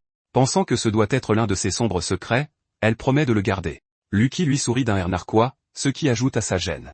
Le maître et son familier n'arrêtent pas d'échanger des regards et de se taquiner, ce qui rend Shannon curieuse de savoir de quoi ils parlent. On dirait qu'ils s'amusent tellement sans elle, alors elle trouve ça injuste. C'est frustrant, surtout qu'elle ne peut pas comprendre Lucky, que seul Rock peut comprendre. Pourtant, elle peut comprendre les fourmis, ce qui est une surprise. La fourmi révèle qu'elle a la capacité de parler le langage humain. Contrairement aux autres, elle peut utiliser ce langage en tant que chef de son armée. Rock est stupéfait par cela. Maintenant, il comprend pourquoi elle a des talents de négociation et peut donner des ordres structurés au reste de son groupe. Pour aider Shannon à comprendre Lucky, la fourmi utilise sa compétence sur elle afin qu'elle puisse aussi comprendre d'autres langues. Après cela, Lucky essaie de lui parler et elle parvient de manière impressionnante à comprendre la bête divine. Rock est également impressionné car il s'avère qu'il y a beaucoup de choses qu'il ne sait pas encore. L'elfe la remercie de lui avoir donné une compétence spéciale et les deux se lient d'amitié immédiatement. Rock se souvient alors soudainement qu'il n'a pas encore donné de nom aux fourmis et décide de la nommer Patra. La fourmi saute de joie car elle a enfin un nom. Elle demande qu'il donne aussi des noms aux autres, ce qu'il accepte. Cependant, elles se ressemblent toutes, alors il a du mal à trouver des noms. Ainsi, il décide de les nommer Orange à Orangeux. Elles ont toutes l'air offensées au début, mais célèbrent ensuite le fait qu'elles ont toutes des noms qu'elles peuvent utiliser. En les voyant si excitées, il décide de leur donner des noms différents plus tard, une fois que leur personnalité unique se révélera. Il interroge ensuite Patra sur le donjon souterrain qu'elles ont construit. Plus tard, Patra lui fait visiter le donjon des fourmis. Elle lui montre la chambre froide où elle garde la viande et la salle de séchage où elle laisse sécher les peaux. Elle lui montre aussi où elle garde toutes les pierres magiques qu'elles ont trouvées en creusant. Il est étonné de la complexité du donjon, étant donné qu'il a été construit en si peu de temps. Il félicite Patra et ses fourmis pour leur excellent travail. Il a d'abord été surpris en entendant parler du donjon, mais il s'est avéré que ce n'était qu'un nid pour Patra et les autres. Puisqu'elles ont de la viande, ils peuvent manger à satiété. Cependant, Rock se retrouve plus tard au marché. Il réalise qu'il a complètement oublié les ustensiles de cuisine, et comme il manque de temps, il peut simplement faire du poulet frit. C'est un plat assez facile puisqu'il suffit de tremper le poulet dans la pâte et de le frire. Ça se marie bien avec le chou. Il achète donc le légume. Cependant, le vendeur lui dit qu'ils n'en ont pas eu récemment. Il est un peu déçu car il avait hâte de terminer le plat pour que tout le monde puisse y goûter. À ce moment-là, quelqu'un lui demande s'il a le luxe de s'amuser. Quand il tourne brusquement la tête, il voit Jacques et son équipe. L'homme lui lance un sourire narquois. Jacques répète que s'il le supplie, il le laissera réintégrer le groupe. Shannon se met immédiatement sur la défensive et protège Rock. Perplexe, Jacques demande qui elle est. Rock soupire et dit à Shannon d'ignorer cet homme. Il mentionne ensuite à Jacques qu'ils ne sont plus affiliés, donc il devrait arrêter de l'embêter. Frustré, il essaie d'attaquer Shannon à la place. Heureusement, Rock est assez rapide pour bloquer son poing. En colère, Rock lui dit de se tenir tranquille et de faire attention à ce qu'il fait. Serrant les dents, Jacques fait remarquer que la guilde l'a probablement mis avec l'elfe pour comploter contre lui. Mais en la regardant, il réalise qu'il n'a rien à craindre. Elle a vraiment l'air d'une aventurière de rang minable. Il se moque encore de Rock, disant qu'il ne pourra jamais utiliser son plein potentiel. Cela met Shannon en colère, qui insiste sur le fait que Rock n'est pas faible et n'est pas quelqu'un qu'ils peuvent traiter à la légère. Jacques lui sourit narquoisement en lui disant qu'elle devrait rester à sa place. Kara intervient et demande si l'elfe est sa nouvelle partenaire. Il confirme et présente Shannon à tout le monde comme une aventurière elfe de rang E. Kara examine son apparence et lui dit que sa tenue est de mauvais goût. Elle ajoute que si elle compte être la partenaire de Rock, elle devrait faire beaucoup plus d'efforts sur son apparence. Rock lui fait remarquer qu'elle devrait s'occuper de ses affaires et que l'apparence n'est pas importante pour un aventurier. Agacée, Kara déclare qu'elle n'aurait jamais pensé qu'il se contenterait d'une simple aventurière de bas rang comme partenaire. Amy intervient alors et s'excuse auprès de Shannon pour les manières grossières de son équipe envers elle. Elle baisse ensuite la tête devant Rock, montrant une fois de plus son remords pour ce qui s'est passé. Elle envisage d'arrêter, mais veut un dernier match contre lui pour savoir où elle en est. De cette façon, elle pourrait décider de ce qu'elle va faire à partir de maintenant. Jack interpelle alors son équipe en disant qu'il devrait y aller et prévient Rock qu'il a intérêt à faire de son mieux, sinon il le vaincra. Après les avoir vus partir, Shannon dit à Rock qu'il devrait y aller aussi. Il l'assure qu'ils vont certainement gagner, car il a maintenant une raison plus forte de se battre. Donc pour l'instant, ils doivent rentrer et dîner d'abord. Lucky fait accidentellement des dégâts en préparant de la semoule de maïs. Rock lui interdit de jouer avec la nourriture, mais Lucky précise qu'il ne jouait pas mais l'aidait simplement à préparer le repas. Il essaie à nouveau mais échoue lamentablement. Les autres ne peuvent s'empêcher de rire de sa bêtise. Au bout d'un moment, leur repas est prêt. Rock prépare son poulet frit spécial extra croustillant. Tout le monde commence à se servir et une bouchée du poulet leur donne l'impression d'être au paradis. Le plat est délicieux et le poulet est croustillant à l'extérieur et tendre à l'intérieur. Il dit à Shannon de faire attention en mangeant car c'est encore chaud. Elle est d'accord avec lui mais continue de dévorer sa nourriture car c'est vraiment savoureux. Les autres continuent de manger aussi jusqu'à ce qu'ils soient rassasiés. Après leur dîner, Rock discute des plans pour leur quête. Il informe tout le monde que leur destination est le donjon de Verdun. Le donjon est à 2 ou 3 jours de route en calèche, et la quête prendrait normalement environ une semaine. Le terrain est plein de marécages et de forêts difficiles à traverser. Mais s'ils vont en ligne droite, ils peuvent faire le trajet en moins d'une demi-journée. En se basant sur les bagages de Jack et la direction de leur calèche, il peut prédire qu'ils vont prendre la route standard. Ils auront probablement des ennuis dans la forêt, à moins d'avoir un tour dans leur sac. Il doute qu'ils prennent le même raccourci, donc ils gagneront probablement. Shannon comprend enfin pourquoi il était si confiant de gagner. Maintenant qu'ils l'ont pu récupérer, ils devraient commencer leur exploration. Plus tard, ils chevauchent Lucky et s'enfoncent dans la forêt. Shannon s'excuse auprès de lui de la transporter également. La bête l'assure que cela ne le dérange pas. Rock sourit car aucun monstre ne les attaque par peur du fan rire. À ce moment-là, ils entendent quelqu'un crier à l'aide dans une autre partie de la forêt. Ils supposent que quelqu'un pourrait se faire attaquer par des monstres. Suite à cela, Rock demande à Lucky de faire un peu demi-tour pour voir qui peut bien pleurer au milieu de la forêt. Cependant, à leur grande surprise, ils trouvent une gargouille pleurant bruyamment, toute seule. Les percevant comme une menace, il leur tire dessus avec sa magie du vent. Ils parviennent à dévier l'attaque, mais cela insulte Lucky qui commence alors à rassembler son pouvoir dans sa bouche. Rock trouve cela impressionnant, mais l'arrête immédiatement en réalisant qu'il rassemble une quantité de pouvoir démesurée. De plus, la capitale royale se trouve dans la direction de son attaque, et cela pourrait blesser la ville. En sueur, Lucky avoue qu'il ne peut plus arrêter le coup. Il déchaîne le pouvoir et Rock se place immédiatement entre la boule d'énergie et la direction de la ville. Il lance alors un sort pour au moins minimiser l'effet du pouvoir. L'attaque est si puissante qu'il peine à l'empêcher d'aller plus loin. Même blessé, il persévère et parvient à diviser l'attaque en deux, la rendant moins destructrice. Respirant bruyamment, Rock parvient à sauver tout le monde pendant que Lucky essaie de se dissocier de la situation. Shannon court vers lui et lui demande s'il va bien. Il l'assure qu'il va bien et est également heureux de voir que ses deux compagnons vont bien. Soudain, elle voit ses mains saigner. Il minimise sa blessure en disant qu'une simple potion de soin peut y remédier immédiatement. Il récupère alors une potion de soin de son jardin et la boit, guérissant ses blessures en un instant. Le visage de Shannon s'illumine, impressionné par l'incroyable efficacité de la potion. En pleurant, Lucky s'excuse auprès de son maître d'avoir encore tout gâché. Au lieu de réprimander la bête, il le remercie de les avoir protégés, soulignant que la bête ne l'a fait que pour les sauver d'une menace de monstre. Cependant, il lui dit que comme il a un mana naturellement puissant, il doit apprendre à le contrôler pour ne pas causer d'autres problèmes. La bête divine renifle, touchée par la gentillesse de son maître. Incapable de contenir ses sentiments, il hurle de bonheur. Maintenant, Rock tourne son attention vers la gargouille qui panique alors. Le monstre reculé le traite de monstre.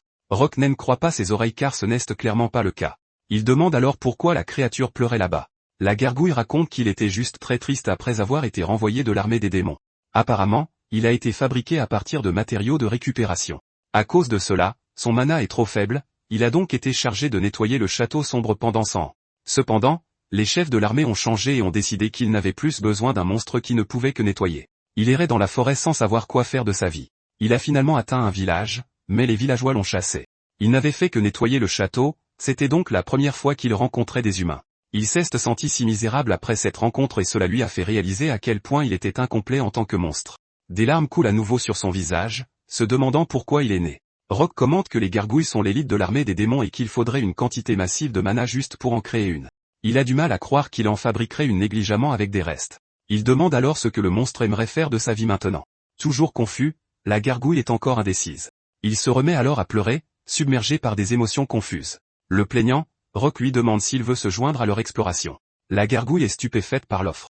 Il n'est qu'un faible monstre qui ne sait que nettoyer, et pourtant il le veut dans son équipe. Rock répond qu'il a sûrement une capacité unique après avoir nettoyé pendant 100 ans. De plus, c'est un exploit impressionnant. La créature se réjouit enfin et le remercie de lui avoir donné un nouveau but dans la vie. Sur ce, la voix du jardin lui demande à nouveau s'il veut ajouter la gargouille scellée à son groupe. En entendant cela, Rock réalise que son pouvoir doit être scellé. Interrogé à ce sujet, la créature révèle qu'elle a été créée par le roi démon il y a 2 générations. Bien qu'il y ait un mystère autour de lui, Rock a officiellement accepté la gargouille dans son groupe et lui a donné le surnom de gargouille. Il est ensuite transféré dans le jardin sanctuaire. Rock reçoit alors un message indiquant que le jardin peut maintenant être agrandi en raison de l'augmentation des bêtes divines. Il choisit soigneusement des éléments à ajouter à son jardin et décide cette fois d'agrandir la cabane. Une fois l'agrandissement terminé, ils poursuivent leur voyage. Rock remarque un village à proximité et voit que des choux poussent dans la région. Il en ramasse un, étonné que des choux puissent pousser dans un endroit aussi sauvage. Voyant Lucky se reposer, ils décident qu'ils vont s'arrêter pour la nuit et récupérer pour continuer leur voyage plus tard. Le lendemain matin, le groupe continue de progresser péniblement dans la forêt. Selon la gargouille, le village est tout proche, alors ils suivent le chemin. Finalement, ils atteignent un village. Rock essaie de réveiller le garde du village, en vain. Shannon essaie aussi, mais le vieil homme marmonne dans son sommeil. Quand il ouvre les yeux, il n'aime croit pas ses yeux de voir la beauté de Shannon et pense que son heure est venue et qu'il voit un ange. Craignant de mourir avec des regrets, il avance ses lèvres et essaie de l'embrasser, mais Lucky le frappe à la place, le clouant au sol. En voyant Rock, il l'accuse d'être un bandit. Il corrige le vieil homme en disant qu'ils sont des aventuriers et qu'ils sont tombés sur leur village en route vers le donjon. En entendant qu'ils sont des aventuriers, il se sent soulagé car le village a un problème. Rock regarde autour de lui et observe. Beaucoup de gens ont l'air émaciés et font face à une famine. Le chef du village les accueille alors et Rock lui présente son équipe. Le chef regarde le garde du village et le taquine sur le fait d'être éveillé à son poste cette fois. Il a réussi à trouver des aventuriers juste au moment où ils en avaient le plus besoin. Le garde se moque et lui dit qu'il a même réussi à chasser une gargouille qui menaçait leur village. Le chef se moque de lui, ne croyant pas qu'il ait réussi à chasser un monstre puissant tout seul. Les deux se lancent dans une joute verbale, si bien que Rock doit intervenir et demander quel est le problème du village. Le chef s'excuse immédiatement et s'éclaircit la gorge avant d'expliquer. Tout a commencé il y a environ 6 mois. Les gobelins ont commencé à apparaître dans leur marais du jardin vert. Les gobelins ont ensuite attaqué leur village et volé le peu de nourriture qu'il leur restait. Les hommes du village ont essayé de les repousser, mais ils ont été complètement battus. N'ayant pas d'autre choix, le chef leur demande de l'aide pour sauver leur village d'une destruction plus grande encore. Rock réfléchit au problème. Les gobelins sont plus intelligents que les autres monstres et ce fait serait un défi pour eux. Le chef ajoute qu'il avait initialement demandé au royaume et à la guilde de les aider avec leurs problèmes, mais comme ils ne pouvaient pas payer une récompense convenable, aucun aventurier n'a accepté la mission. Rock pèse le pour et le contre. Il veut aider, mais il ne peut pas continuer à vivre uniquement de la charité. De plus, la même chose se reproduirait s'il n'était pas équipé pour être autosuffisant. Finalement, il décide d'accepter la mission et leur demande une carte de la région. Apprenant où les gobelins habitent, il estime qu'il peut gérer le problème. En échange, il demande des choux du champ qu'ils ont vus plus tôt en guise de paiement. Les villageois acceptent et sont heureux que leur problème soit maintenant résolu. Cependant, il souligne que pour qu'ils ne répètent pas le même cycle, il aidera au développement du village. En récompense, il prendra 20% des futurs revenus du village. Le chef hésite car ce n'est pas un montant qu'il peut décider seul. Rock réfléchit un instant et propose qu'il aide avec la quête en cours, et il pourrait réduire le montant à 10%. Le chef est un peu réticent mais en discute avec les autres villageois, surtout que ce sont eux qui effectueront le travail. Rock leur promet de les aider à se procurer de la nourriture à l'avenir pour les aider à prospérer. Sentant leur hésitation, il estime que le problème principal vient de l'isolement du village par rapport aux autres grandes villes. De plus, leurs champs ne sont pas entretenus correctement. Ils ont donc du mal à commercer leurs produits et à contacter d'autres villes pour obtenir de l'aide. Il pourrait les aider gratuitement maintenant, mais ce ne serait pas judicieux à long terme pour aider le village à devenir autosuffisant. Le chef comprend son point de vue et demande plus de temps pour parler aux villageois et obtenir leur consentement. Rock se demande comment l'arrangement va se dérouler. En y réfléchissant, les profits pour le village seront énormes, il est donc difficile d'imaginer que le chef refuse l'offre. En attendant, il aidera à la préparation de la mission et demande à Shannon de le prévenir lorsque le chef appellera. Plus tard, Rock et le chef se rencontrent à nouveau pour délibérer sur l'accord. Le chef admet que les villageois étaient partagés au début, mais qu'en y réfléchissant bien, cela pourrait être prometteur pour le village. Si Rock peut promettre de les aider avec une agriculture durable et de se débarrasser des gobelins, l'affaire est une aubaine. Cependant, l'un des villageois nommé Warren a exprimé son opposition. L'accord semble trop beau pour être vrai, et il est très probable qu'il se fasse arnaquer. Il jure qu'une fois guéri, c'est lui qui éliminera tous ces gobelins qui menacent leur village. En voyant les villageois blessés, Rock décide de les aider en leur faisant boire sa potion de guérison spéciale. Il la propose à l'homme, mais Warren refuse de boire la potion, car elle pourrait être empoisonnée. Pour le rassurer, il laisse Shannon boire la potion en premier. L'elfe essaie la boisson avec empressement, car c'est l'une des préparations spéciales de Rock. En buvant la potion, elle se sent immédiatement revigorée et rafraîchie. Les potions de guérison sont généralement amères, mais la préparation de Rock a bon goût. En entendant cela, Lucky en réclame aussi un peu. Il s'exécute et verse la potion dans la gueule de son familier. Lucky commence à s'enthousiasmer et commente que la boisson a un goût incroyable et qu'elle le revitalise. Avec cela, Rock convainc de nouveau Warren d'en prendre une gorgée. L'homme lui prend la bouteille et déclare qu'il prouvera lui-même que c'est une imposture. Il boit la potion et se sent immédiatement rafraîchi et guéri. Il n'a jamais goûté une boisson aussi délicieuse, comme des pommes, et c'est comme s'il rencontrait son premier amour. Il est complètement abasourdi de pouvoir bouger sa jambe instantanément et de ne plus sentir la douleur. Ce doit être un miracle. Le voyant rétabli, Rock lui demande de l'aide pour quelques provisions pour sa quête. En échange, il donnera plus de potions aux blessés. Réalisant que l'aventurier n'est pas un imposteur, Warren déclare avec empressement son soutien de toutes les manières possibles. Il s'excuse d'avoir douté du jeune homme et lui demande humblement de prêter sa force à son village. Tout le monde sourit de soulagement maintenant que la confiance est établie entre les villageois et Rock. Comme personne ne s'oppose à sa proposition, l'accord est maintenant scellé, ce qui appelle à un festin. Plus tard, les villageois partagent un festin ensemble. Ils sont choqués que les choux puissent avoir si bon goût, car ils avaient toujours pensé que ce légume ne servait qu'à nourrir les chevaux. Rock ajoute que le chou se marie bien avec différents plats et qu'ils peuvent expérimenter plus de recettes l'utilisant. En plus de cela, ils mélangent discrètement un peu de potions de guérison dans la nourriture, si bien que certains malades se sentent mieux immédiatement. Il appelle ensuite Shannon et lui demande d'emmener Fourmi Orange à Ebé avec elle pour garder les villageois et récupérer un certain objet. Elle ne se sent pas à la hauteur, car c'est une grande tâche à gérer. Cependant, il l'assure qu'avec ses compétences, elle n'aura aucun problème avec les monstres des environs. De plus, les fourmis oranges lui seront utiles, car elles sont fiables malgré leur petite taille. Elle est convaincue par ses paroles encourageantes et promet de tout donner. Tous les autres travailleront sur la route menant à la capitale royale, Kron. Il insiste sur le fait qu'ils doivent construire la route pour faciliter le commerce et résoudre le problème de la nourriture et autres nécessités. Mais avant de les laisser partir, il lance un sort de soutien pour faciliter leur mouvement et leur donner un regain d'endurance. Ainsi, ils peuvent accomplir plus de tâches à temps, mais il leur rappelle que le boost n'est que temporaire et s'estompera bientôt, alors il ferait mieux de ne pas en faire trop. Shannon trouve cela encore une fois impressionnant, car il a facilement lancé la magie de soutien pour autant de personnes. Il l'assure qu'avec son mana, elle peut apprendre différents sorts en un rien de temps et promet de lui en enseigner un jour. Une fois que tout est prêt, les villageois commencent à construire la route. Chacun accomplit ses tâches avec empressement et responsabilité. Même Rock et Lucky aident et donnent tout ce qu'ils ont. Alors que le soleil commence à se coucher, Rock décide d'arrêter pour la journée. Après avoir évalué les progrès, il semble que la chaussée sera terminée d'ici demain. Grâce à la magie de Lucky, ils n'ont pas eu de mal à finir la route, et ils pourront bientôt commencer à commercer. L'équipe célèbre les progrès et Rock sourit en les voyant. Il pense que ses familiers sont bien trop bons pour lui. La nuit tombée, Rock se repose dans le jardin, occupé à lire une carte. Shannon lui apporte du thé en le voyant encore éveillé. Il dit qu'il se prépare pour la quête de demain et qu'elle doit d'abord se reposer. Il fait remarquer qu'il a travaillé plus dur que quiconque, donc il doit se reposer. Elle refuse de dormir avant son maître et se reposera donc plus tard. Il lui dit d'arrêter de l'appeler maître et d'utiliser des titres honorifiques, car c'est un peu embarrassant. Il ne la voit pas comme une esclave, mais comme une partenaire. Elle sourit à cette remarque, lui disant qu'il est vraiment une personne gentille et qu'elle est si reconnaissante et chanceuse de l'avoir rencontré. Il lui adresse également un sourire rassurant et est lui aussi reconnaissant de l'avoir rencontré. Après mûre réflexion, il décide qu'ils vendront les choux demain à la capitale. Il demandera aux villageois de récolter les choux, et ils se vendront sûrement dans la capitale qui en manque. Il songe en outre qu'en même temps, il doit accepter la requête de la guilde et remporter la quête. Il croit aussi que Titus complote quelque chose, mais il ne sait pas encore exactement quoi. Absorbé par ses pensées, il remarque que Shannon s'est endormie sur sa chaise. Il sourit en la voyant et lui lance un sort pour l'aider à dormir paisiblement. C'est la nuit dans le monde des monstres. Chaque fourmi, gargouille, oiseau ou elfe dort paisiblement. Rock sort de sa cabane sans bruit pour ne réveiller personne. À sa grande surprise, Lucky l'attend juste dehors. Ils conviennent tous les deux que la nuit est le meilleur moment pour attraper des libellules arc-en-ciel.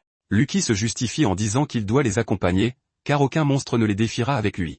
Lucky demande aussi à Rock comment il compte s'occuper du gobelin. À sa grande surprise, Rock lui dit que tout ira bien, car il sait qu'un aventurier viendra les éliminer. Le loup n'a aucune idée de ce qu'il veut dire, mais il oublie la question. Ils s'amusent tous les deux à attraper des libellules arc-en-ciel dans la forêt avec leurs filets à papillons. Le lendemain matin, Rock se réveille dans son lit. Il entend quelqu'un fredonner dans la cuisine et pense que c'est Shannon qui prépare le petit déjeuner. Il sort de sa chambre pour aider Shannon à cuisiner. Il est alors surpris de voir que ce n'est pas Shannon mais Gargouille qui cuisine, et il porte un tablier rose qui lui donne l'air d'une femme. La surprise de voir la Gargouille lui cuisiner un repas en tablier est trop forte pour Rock, et il crie. Gargouille lui demande s'il va bien. Rock essaie de le rassurer en lui disant que tout va bien. Il propose de l'aider à cuisiner, mais Gargouille insiste sur le fait qu'il s'occupait de toute la cuisine au château du Seigneur Démon. Shannon apparaît pour dire bonjour. Elle s'excuse auprès de Rock de s'être endormie sur lui la nuit dernière. Rock voit qu'elle tient une épée en bois et lui demande si elle s'est entraînée. Elle montre sa déception en demandant si Rock est allé chasser les libellules arc-en-ciel seul la nuit dernière. Rock l'assure qu'il était en sécurité et qu'il avait Lucky avec lui. Shannon se plaint de ne pas avoir été là pour lui être utile. Rock le remercie et lui assure qu'ils iront ensemble la prochaine fois. La jeune elfe pleure car elle veut qu'il tienne sa promesse. Plus tard, Rock demande à Warren de déposer les ailes de libellule arc-en-ciel à la guilde pour lui pendant qu'il se rend à la capitale en calèche. Alors que Rock regarde Warren quitter le village avec sa calèche, il se met à penser aux autres choses qu'il doit faire pour le village.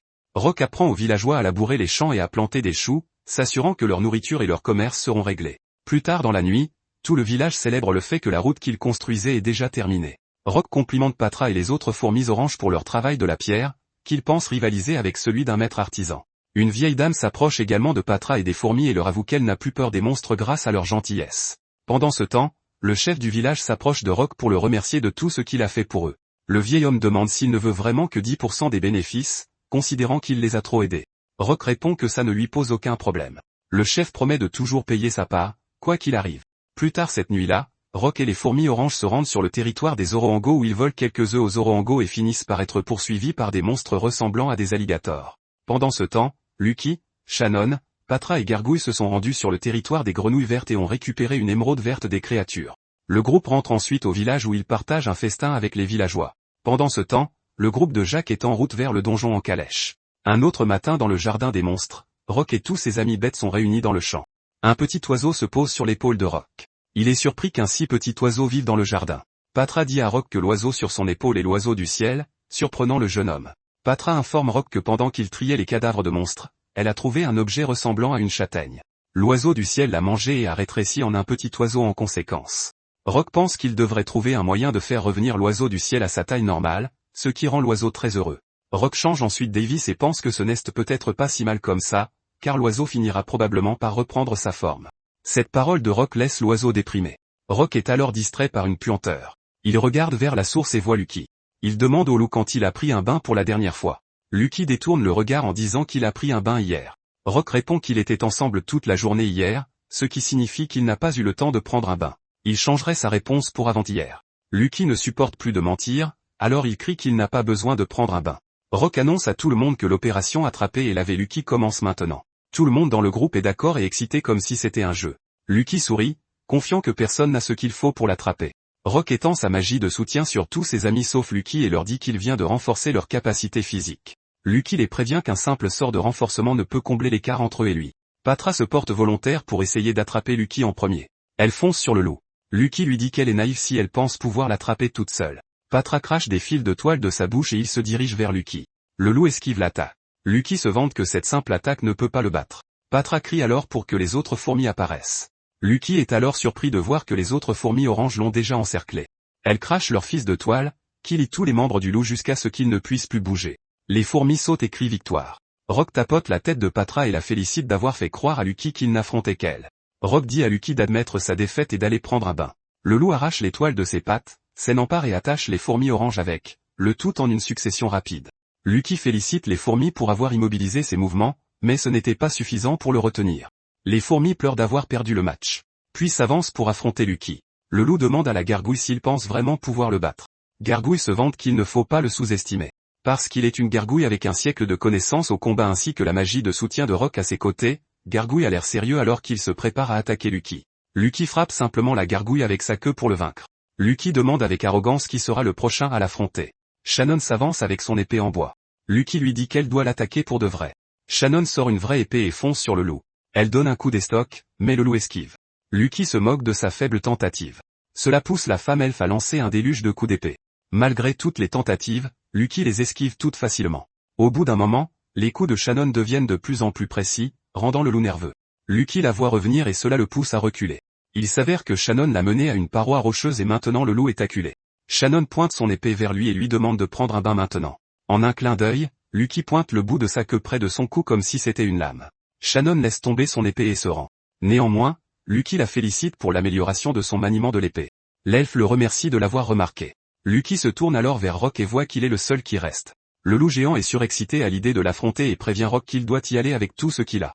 Rock sort ses dagues jumelles, tous deux se font face avec un sourire. Soudain, Lucky sent une douce odeur qui, sur la tête du loup géant se trouve l'oiseau du ciel, avec une fleur dans son bec. Une seconde plus tard, Lucky se sent somnole et s'endort. C'est alors que Rock réalise que ce que l'oiseau a dans le bec est une fleur du sommeil. L'oiseau du ciel a l'air suffisant, comme s'il était le vainqueur. Rock rassemble les autres car ils y voient l'occasion de donner un bain à Lucky. Pendant ce temps, le groupe de Jack est déjà près du donjon verdoyant. Dans la calèche, même maintenant, la colère de Jack ne cesse pas apaiser et le fait frissonner. Il se plaint encore que Rock les a trahis. Amy le corrige, lui disant que ce sont eux qui ont trahi Rock en premier. Jack ne le supporte pas, alors il lui dit de se taire. Il pense au fait que Rock n'était que leur mule qui portait leurs affaires, alors que lui était toujours en première ligne à abattre des monstres pour se hisser au rang S. Il se souvient alors que Kid leur a dit qu'il n'était qu'un groupe de rang C sans Rock. Cette seule pensée fait grincer les dents de Jack et serrer son poing. Il jure qu'il prouvera qu'ils sont un groupe de rang S sans Rock. Kara et Amy lui rappellent qu'ils ne peuvent pas s'occuper des Oroangos et des libellules arc-en-ciel parce qu'ils en ont trop peur. Jack accepte cela, car leur objectif principal est de toute façon la Wyvern.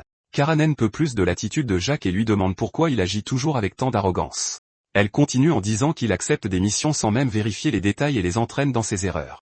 Elle lui rappelle qu'elle et Amy ne l'aident que par obligation et qu'elles se sépareront une fois la mission terminée. Jack s'en fiche et dit qu'elles peuvent faire ce qu'elles veulent tant que c'est lui qui dirige leur opération actuelle. Leur cocher leur dit qu'ils sont arrivés au donjon. Jack paie l'homme quelques pièces d'argent pour le trajet. Le cocher se plaint que ce n'est pas assez, ce qui humilie Jack. Jack sort alors plus d'argent, et le cocher s'en va. L'humeur de Jack devint encore plus exécrable, car il avait l'impression d'avoir vécu un autre malheur. Il oublie cet incident, et le trio se dirige vers l'entrée du donjon. Pendant ce temps, Lucky est si propre et duveteux que Rock et toute sa famille le câlinent de partout. Jack et les autres explorent le donjon. Jack dit à son groupe que leur seule cible est la Vouivre dans les profondeurs les plus reculées. Ils ignorent l'Oringo qu'ils croisent en chemin. Jack remarque alors qu'il n'y a ni libellule arc-en-ciel ni grenouille verte aux alentours. Il voit que les orangos ressemblant à des alligators sont toujours là, mais il ne voit aucun de leurs œufs en vue. Jack se plaint qu'ils ne peuvent rien récupérer comme ça. Il réalise que la guilde a dû leur tendre un piège. Il grince des dents, pensant que tout cela est l'œuvre de la guilde et se promet qu'il se vengera. Un gobelin saute soudainement sur Jack par derrière pour lui tendre une embuscade. Jack tranche la créature en deux avant qu'elle ne s'approche de lui. Au loin, il voit d'autres gobelins et à leur tête se trouve un gobelin 2 fois plus grand que les autres.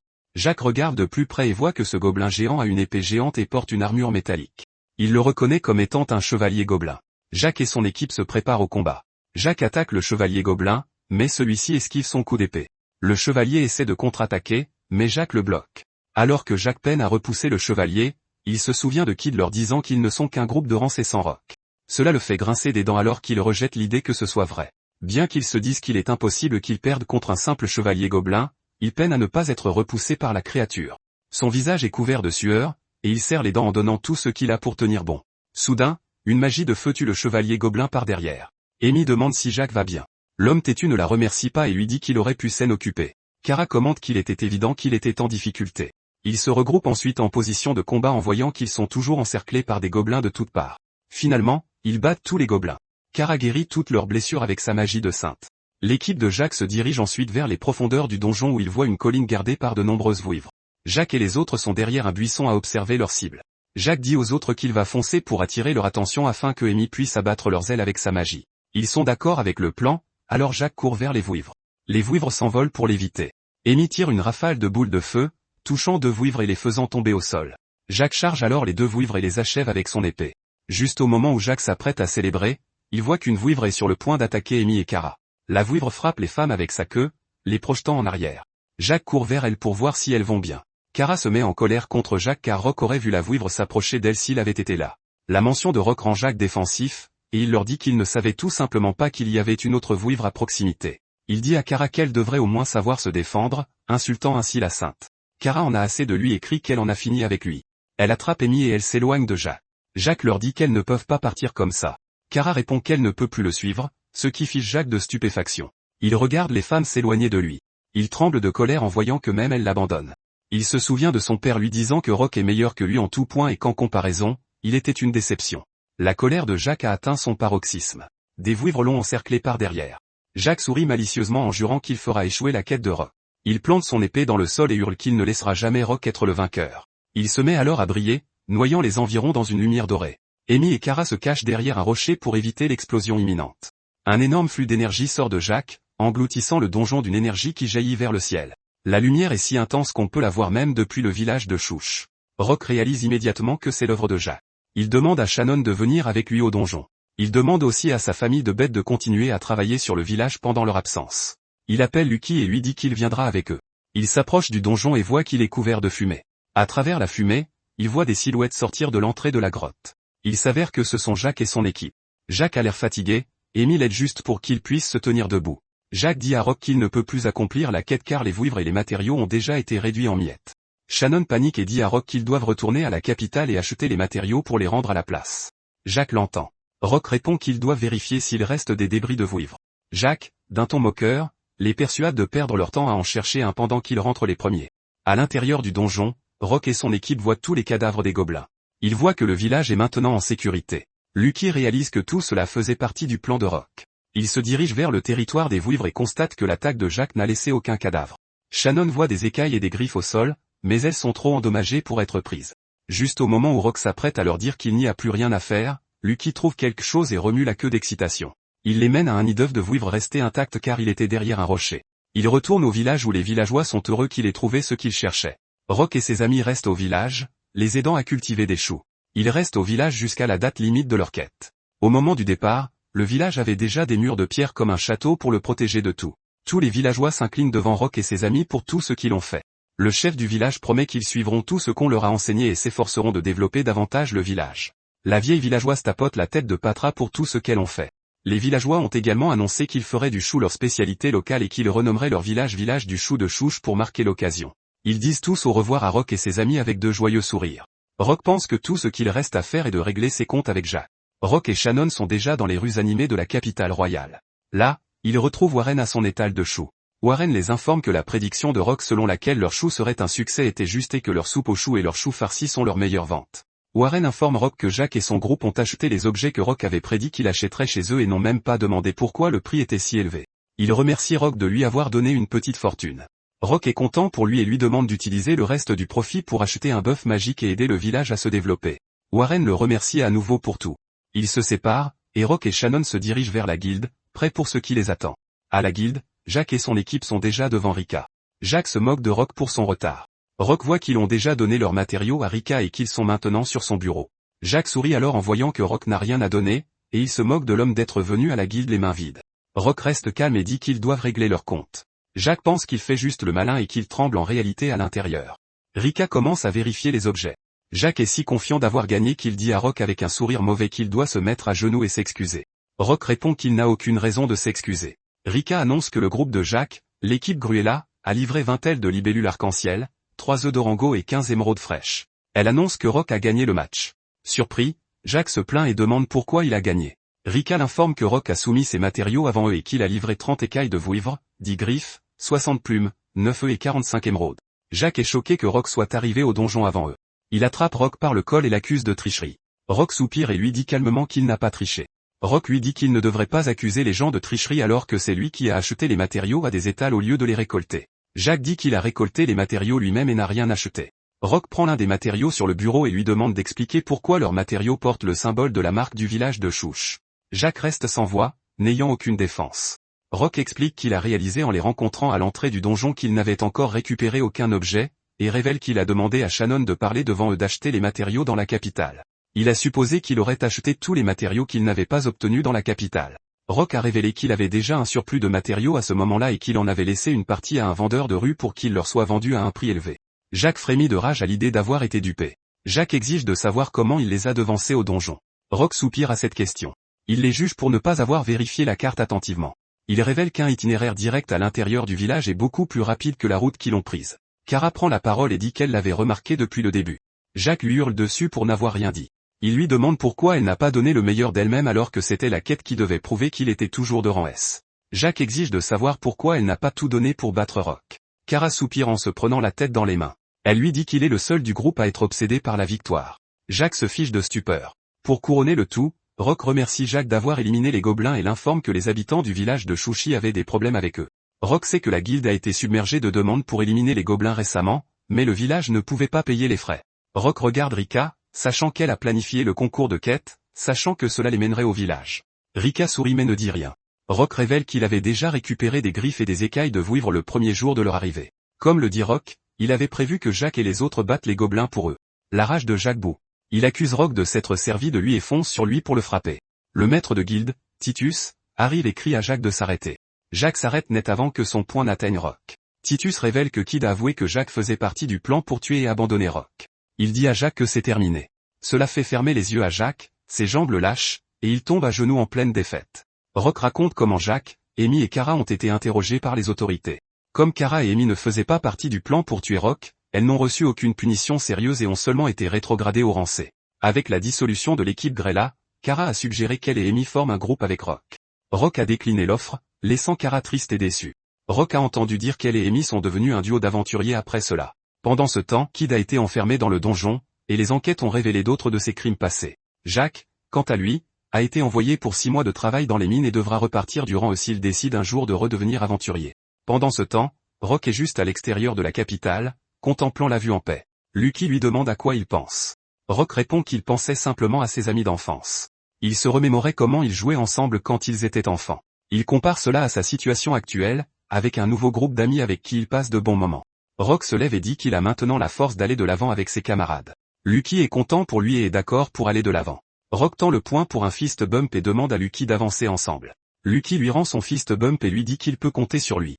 Ils se font face avec des sourires. Shannon les interrompt pour leur dire que le dîner est prêt. Rock et Lucky l'accompagnent pour le dîner. Plus tard dans la nuit, dans les rues sombres de la capitale, une silhouette squelettique approche. Des aventuriers gardent les murs de la capitale royale contre un groupe d'ogres. Un ogre frappe le sol, projetant 2 aventuriers dans les airs. Ils craignent que ce ne soit qu'une question de temps avant que les créatures ne pénètrent dans la capitale. Juste au moment où un ogre s'apprête à frapper à mort des aventuriers, Rock et Lucky arrivent pour arrêter le coup. Rock s'excuse auprès de ses compagnons aventuriers pour son retard et leur dit qu'il va s'occuper de tout. L'ogre essaie de frapper Rock, mais un mage tire soudainement sur la créature par derrière avec un sort de flamme. Il s'avère que c'est Amy, et Rock est content de la voir. Rock demande à Patra de commander les autres membres de leur groupe. La reine des fourmis dit qu'elle le fera et se vante de ses compétences de meneuse. Elle associe Orange à eux avec Gargoyle, et elle se met en duo avec Shannon. Rock lance un sort de soutien sur ses compagnons pour améliorer leurs statistiques de base. Le groupe mène la charge contre les ogres. Eux et les autres aventuriers aident tous à abattre les ogres. Lucky peut abattre un ogre d'un seul coup de griffe, ce qui les nuit. Rock regarde autour de lui et voit que le groupe s'en sort très bien, combattant le monstre grâce au commandement de Patra. Pendant ce temps, un ogre s'approche d'une gargouille effrayée. La gargouille lance une magie de projectile contre l'ogre, mais prend peur en voyant que cela n'a aucun effet sur lui. Rock et Lucky viennent le soutenir. Finalement, tous les ogres sont tués. Les aventuriers crient de joie pour célébrer. Ils remercient tous Rock de leur avoir sauvé la vie. Rock ne comprend pas pourquoi des ogres sont apparus pour attaquer la capitale et se demande ce qui se passe. Kara guérit tous les aventuriers, qui la remercient. Kara leur dit qu'ils peuvent la rembourser en lui offrant une nouvelle tenue, aux grandes dames des aventuriers. Rock est embarrassé et voit qu'elle n'a jamais changé. Les chevaliers royaux arrivent à cheval. Le capitaine des chevaliers, Marcus, remercie les aventuriers pour leur coopération dans l'enquête sur les ogres. Il poursuit en disant que les chevaliers prendront les corps des ogres pour enquêter sur la cause de leur déchaînement, ce qui frustre les aventuriers. Plus tard à la guilde, le maître de guilde Titus est en colère contre Marcus pour avoir volé les monstres que les aventuriers ont risqué leur vie à tuer. Les 2 chefs de faction se disputent devant tous les aventuriers. Marcus répond que c'est pour une enquête sur les mouvements anormaux des ogres et qu'il ne devrait pas se plaindre puisque les chevaliers les paieront. Titus lui hurle dessus pour avoir payé un mauvais prix. Marcus se défend en disant que c'est la récompense pour l'aide à l'enquête, donc elle est plus basse que d'habitude. Titus l'attrape par le col et exige que les chevaliers paient aux aventuriers ce qu'ils méritent. Marcus lui dit calmement de le lâcher, à moins qu'il ne veuille entrer en guerre avec les chevaliers. Rika tape dans ses mains et leur demande à tous les 2 de rester calmes. Elle dit à Titus qu'elle parlera au capitaine à partir de maintenant. Titus s'excuse auprès d'elle de s'être laissé emporter par sa colère. Plus tard, Rock se rend au bureau de Tidu pour parler de ce qui s'est passé. Tidu pense que si les chevaliers continuent de faire des coups pareils, les aventuriers finiront par quitter le royaume. Il poursuit en expliquant à quel point les aventuriers sont essentiels pour la croissance de la défense d'une ville, tout en étant vitaux pour résoudre les problèmes des citoyens. Il continue en disant qu'ils sont importants pour éliminer les monstres et que le royaume prospère grâce aux objets mystérieux que les aventuriers rapportent du donjon. Il continue de se plaindre du fait que Marcus ne les apprécie pas. Il admet qu'il est aussi remonté parce que lui et Marcus sont de vieux rivaux et qu'ils sont en mauvais termes. Tidus se recentre et demande à Rock d'accepter une nouvelle quête. Il révèle qu'il y a eu une série de vols de pierres magiques appelées gemmes de feu dans la capitale et qu'il n'y a jamais eu de témoins. Il dit à Rock qu'il compte sur lui pour résoudre l'affaire. Tidus dit à Rock qu'il obtiendra une récompense même s'il n'attrape pas les coupables, tant qu'il découvre comment ils s'y prennent. Rock accepte. Leur conversation est interrompue par un gargouillement. Ils s'interrompent en réalisant que cela venait de Shannon. Gêné, Shannon s'excuse. Plus tard, Rock et ses amis dégustent des brochettes de sanglier dans la rue. Shannon s'excuse auprès de Rock d'avoir interrompu leur conversation importante. Il lui dit que ce n'est pas grave, car il avait faim de toute façon. Shannon apprécie et le remercie. Après avoir mangé, il se dirige vers l'armurerie qu'il trouve remplie d'innombrables armes. Le propriétaire du magasin, Matteo, accueille Rock. Matteo dit qu'il a entendu dire qu'il s'est séparé de son ancien groupe et que c'est une bonne chose pour lui, car ils n'ont jamais respecté sa magie de soutien. Rock est surpris qu'il soit au courant de sa magie de bénédiction de soutien. Matteo lui demande ce qu'il amène dans son armurerie. Rock répond qu'il veut prendre des armes pour ses enfants fourmis oranges. Matteo est surpris en réalisant que Patra est une fourmi orange et que Gargouille est une gargouille de l'armée des démons. Matteo félicite Rock d'être toujours quelqu'un qui enfreint toutes les règles. Tout le monde regarde autour dans la boutique. Les enfants fourmis oranges, en particulier, sont intrigués par chaque arme qu'ils voient et jouent avec. Finalement, chaque fourmi obtient son arme préférée et la tient dans ses petites mains. Rock demande pourquoi Shannon et Gargouille n'ont pas choisi d'armes. Shannon répond qu'elle a déjà l'équipement dont elle a besoin, et Gargouille répond qu'il est plus un mage qu'un manieur d'armes. Rock s'approche de Patra et voit qu'elle a choisi un bâton comme arme. Patra lui dit qu'elle veut aider tout le monde avec sa magie, comme son papa. Elle est cependant attristée de ne pas être assez douée pour utiliser la magie. Rock lui tapote la tête et l'assure qu'ils peuvent s'entraîner ensemble à la magie. Patra sourit et accepte. Rock devine que, puisque Patra a des compétences de meneuse, cela doit signifier qu'elle est aussi douée en magie de soutien. Un homme en armure métallique entre dans la boutique. L'homme voit Patra et lui donne un coup de pied. Rock va vers elle en lui demandant si elle va bien. L'homme se plaint qu'il y a des monstres dans cet endroit. Rock lui crie dessus pour ce qu'il a fait. L'homme lui dit avec un grand sourire qu'un simple dompteur de bêtes comme lui n'a pas le droit de lui crier dessus. Rock ignore l'homme pour demander à Patra si elle est blessée. Patra dit joyeusement qu'elle va très bien.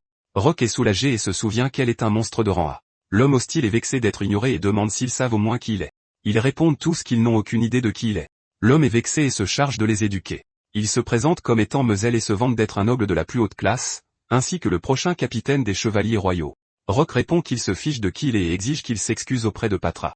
Cela met Mezel en colère, et il essaie de convaincre l'elfe qu'il voit de dire quelque chose à son maître, le garçon aux bêtes. Il prévient Shannon qu'il n'est pas sage de se mettre à dos l'ordre des chevaliers, surtout pour une elfe comme elle. Shannon lui demande d'un ton menaçant ce qu'il vient de lui dire. Mezel est fier de voir qu'il a touché un point sensible chez elle. Il continue en lui disant qu'elle est en réalité une vieille peau malgré les apparences.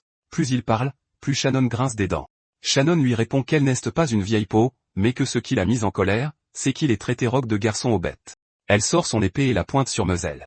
Shannon lui dit qu'elle va lui donner une leçon elle-même. Mezel, en colère, la met au défi de le répéter. Mezel ne se rend pas compte que son capitaine, Marcus, est déjà derrière lui. Plus tard, Mezel se retrouve avec une joue enflée après avoir été frappé par son capitaine. Marcus incline la tête devant Rock et ses amis et s'excuse pour le comportement de son camarade. Il s'excuse aussi auprès de Patra, mais la petite dit qu'elle va bien car le coup de pied était super faible. Rock dit que ça lui va tant que Patra est d'accord. Marcus s'excuse à nouveau et l'appelle par son nom. Rock est surpris que le capitaine des chevaliers royaux sache qui il est. Marcus dit que tout le monde dans la capitale sait qui est Rock le maître des bêtes et qu'on leur a demandé d'enquêter sur lui. Marcus se recentre et s'adresse à Matteo pour l'interroger sur ses gemmes de feu manquantes. Matteo lui rapporte que ses gemmes de feu disparaissent une ou deux fois par semaine et qu'une autre a disparu aujourd'hui. Rock demande au capitaine s'ils ont des suspects. Marcus est embarrassé de dire qu'ils ne savent rien, à part que les gemmes disparaissent de temps en temps et qu'un énorme lot a été volé dans l'entrepôt des chevaliers. Marcus et Mezel retournent au QG. Shannon est surprise que Marcus se soit avéré plus gentil que sa première impression ne le laissait penser. Rock demande à Matteo de lui montrer où les gemmes de feu ont disparu et l'informe qu'il enquête également pour la guilde. Matteo montre à Rock son atelier et lui dit qu'elle était posée sur son établi. Rock sent intuitivement, en voyant les deux entrées, que quelqu'un aurait pu se faufiler sans que personne ne le remarque. Il se demande pourquoi quelqu'un risquerait une effraction juste pour quelques gemmes de feu alors que voler des armes haut de gamme serait plus logique. Il demande où le reste des gemmes de feu est conservé. Matteo lui montre le coffre où sont gardées les autres gemmes et émet l'hypothèse qu'elles n'ont pas été volées car il est toujours bien fermé à clé. Rock demande s'il peut invoquer son familier, et Matteo et Y autorise. Le bracelet jardin miniature de Rock brille alors qu'il invoque Lucky. Lucky jaillit et est si grand qu'il ne peut pas bouger dans le magasin. Le loup se plaint que Rock l'ait invoqué dans un espace aussi exigu. Matteo est surpris de voir qu'il a vraiment fait d'un fan rire son familier, comme le suggéraient les rumeurs. Rock demande à Lucky s'il peut suivre l'odeur du voleur. Lucky lui dit que comme il y a tellement d'odeurs qui se mélangent dans le magasin, il ne peut pas dire à qui appartient chaque odeur. Le loup se sent mal de ne pas pouvoir être plus utile. Rock lui dit qu'il s'en est bien sorti et le remercie. En un instant, Lucky disparaît. Matteo est choqué que le bracelet de Rock puisse contenir Lucky. Matteo est ému que le garçon qu'il connaissait soit devenu si fort. Il se met à se remémorer à quel point Rock était inutile avant, ce qui rend Shannon et Patra tout oui. Matteo essaie de leur chuchoter des choses sur Rock, mais Rock, embarrassé, lui crie d'arrêter. Matteo s'adresse à Patra et s'excuse pour ce qui s'est passé plus tôt. En guise de gage de paix, il dit qu'il a quelque chose pour elle. Il lui présente une cuirasse en mithril faite sur mesure, qui brille de tout son éclat métallique. Rock se souvient que le mithril est un métal rare que seuls les nobles et la royauté peuvent se permettre. Rock dit qu'il ne peut pas accepter quelque chose d'aussi précieux. Matteo l'assure que ce n'est pas un problème et qu'il l'a forgé il y a longtemps pour un enfant noble. Il est triste de dire que l'enfant est tombé gravement malade et n'a jamais pu la porter. Le noble la lui a rendue, mais Matteo n'a pas eu le cœur de détruire sa propre création. Le propriétaire du magasin leur demande de l'utiliser pour lui. Rock sent à quel point c'est important pour lui et dit qu'ils l'utiliseront. Matteo dit qu'il y fera des ajustements et qu'ils pourront la récupérer dans quelques jours. Le lendemain, les enfants fourmis oranges sont sur le point d'affronter des sangliers géants avec leurs nouvelles armes prêtes. À la surprise de Rock, les fourmis peuvent abattre les sangliers d'un seul coup avec leurs armes. Il est choqué de voir avec quelle facilité elles maîtrisent leurs armes. En les observant combattre les sangliers, il est impatient de voir à quel point ses enfants deviendront plus forts. Au bout d'un moment, tous les sangliers ont été tués. Les fourmis oranges célèbrent leur victoire. Fourmi orange B s'approche de Rock et lui tapote la chemise. Rock lui demande ce qu'elle veut, mais la petite ne dit pas un mot. Patra fait un geste à son papa en se tapotant la tête. Rock comprend alors l'indice. Il tapote la tête de Fourmi orange B et lui dit qu'elle a été incroyable. Le fait d'être félicité et caressée fait sourire la petite fille de joie. Les autres filles voient cela et s'approchent tout ensemble de leur père pour une caresse sur la tête. Plus tard, toutes les fourmis oranges sont aux anges après avoir reçu des caresses sur la tête. Rock, Patra et Shannon sont heureux de les voir toutes si heureuses. Soudain, Rock sent quelque chose. La voix dans sa tête l'avertit qu'une wyverne est sur le point de naître et lui demande s'il souhaite former un pacte avec elle. Dans le monde des monstres, le nid d'œuf de wyverne a éclos et tout le monde est heureux des nouveaux membres de leur famille. Rock remercie l'oiseau du ciel d'avoir pris soin des œufs. Le message de statut informe Rock que les enfants wyvern ont rejoint son groupe. La sélection d'installations dans le monde des monstres s'ouvre alors que le statut informe Rock qu'il peut maintenant ouvrir 3 installations de plus. Il appuie sur certains d'entre eux, ce qui fait apparaître une mine, des arbres fruitiers et une source chaude sur une colline. Rock trouve la source chaude agréable et s'attend à ce qu'il fasse un jour une armurerie à partir de la mine. Surtout, il est heureux de voir qu'ils peuvent maintenant récolter des bananes sur les bananiers. Il est impatient de voir à quel point leur petit monde va s'agrandir. Plus tard, Rock et Shannon retournent à la guilde sur le dos de Lucky. Rock leur dit qu'ils mangeront le sanglier de leur chasse ce soir et vendront le reste au marché. Lucky s'arrête en voyant quelque chose au loin. Il montre aux autres le cimetière au loin. La plus grande pierre tombale de la zone brille à cause de son matériau en or et du coucher de soleil derrière elle, et Lucky veut s'en approcher. Il court vers elle, entraînant Rock et Shannon avec lui. De plus près, la pierre tombale ne brille plus au soleil, ce qui déçoit Lucky. Shannon s'accroche à Rock, faisant voir au jeune homme qu'elle a peur. L'elfe lui dit qu'elle n'est pas à l'aise dans les endroits effrayants comme celui-ci. Rock lui tapote la tête pour l'assurer que Lucky et lui sont avec elle. Elle accepte de rester. Pendant que Rock regarde la pierre tombale dorée, il ne voit pas à quel point l'elfe est ravi de s'être fait caresser. Rock lit sur l'inscription que c'est la tombe de la grande sage connue sous le nom de Domor. Il informe Shannon que Domor est une sage légendaire qui a grandement fait progresser leur nation. Elle était connue comme une sage belle et bienveillante, dotée d'une sagesse et d'un savoir inégalé. Elle était surtout connue pour avoir négocié seule une trêve avec le roi démon en se rendant à son château et en forgeant un pacte avec eux, ce qui a créé la paix dont ils jouissent aujourd'hui. Shannon la trouve incroyable. Comme il se fait tard, Rock propose de retourner à la guilde. Plus tard, ils entrent dans la guilde. Rock et Shannon surprennent Mezel en train de se plaindre à Rika, car il vient d'être informé qu'aucun aventurier ne l'accepterait. Mezel voit alors Rock et lui dit de prendre la requête à la place. Rock saisit le papier que le noble chevalier lui tend et voit qu'il s'agit de nettoyer tous les insectes de l'égout entier. Rock est choqué de voir que la récompense est de 30 pièces d'or parce qu'une gemme de feu y a été trouvée. Mezel lui dit qu'il devrait être honoré de prendre une requête de l'ordre des chevaliers et se vante que la récompense n'est rien pour eux. Mezel demande à Rika d'approuver la requête sans plus tarder. Il la traite de femme laide pour ne pas l'avoir approuvée immédiatement, ce qui fige Rika. Rika devient effrayante malgré son sourire à Mezel. Cela fait que Mezel a peur d'elle. Rika dit qu'elle comprend et qu'elle affichera la requête. Mezel quitte la guilde, criant à Rika qu'il est satisfait tant qu'elle a compris. Rock demande à Rika si elle est sûre. Rika répond qu'elle doit accepter car ils ne peuvent pas se permettre d'avoir plus de conflits avec les chevaliers. Elle bout de colère en voyant cela comme un défi personnel et prévoit de faire des choses qui mèneront Mezel à sa perte. Plus tard, Rock et Shannon se dirigent vers les égouts. L'endroit est si malodorant qu'ils se couvrent le nez et la bouche en marchant. Rock utilise la magie de purification pour nettoyer les eaux près d'eux. Sous toute la saleté, il trouve quelques-unes des gemmes de feu. Rock en ramasse une, mais reste déçu de ne pas avoir d'autres pistes que celle-ci. Shannon dit à Rock qu'elle part dans l'autre direction pour qu'ils puissent se séparer et chercher plus d'indices. Rock lui demande d'être prudente car le sol est glissant. L'elfe l'assure qu'elle a un très bon équilibre en tournant sur elle-même comme une ballerine. Elle glisse quand même et est sur le point de tomber. Rock la rattrape avant qu'elle ne tombe. Cela la prend au dépourvu. Le visage de Rock est si proche de celui de Shannon que cela fait rougir l'elfe. Rock prononce son nom, ce qui fait anticiper à l'elfe qu'il est sur le point de dire quelque chose d'important. À sa grande déception, l'homme lui dit seulement qu'ils doivent retourner à la surface. De retour à la surface, Shannon est toujours déçu qu'il ne se soit rien passé entre elle et Rock. Rock suggère qu'ils aillent ensemble à la source chaude, ce qui choque l'elfe et la fait rougir jusqu'aux oreilles.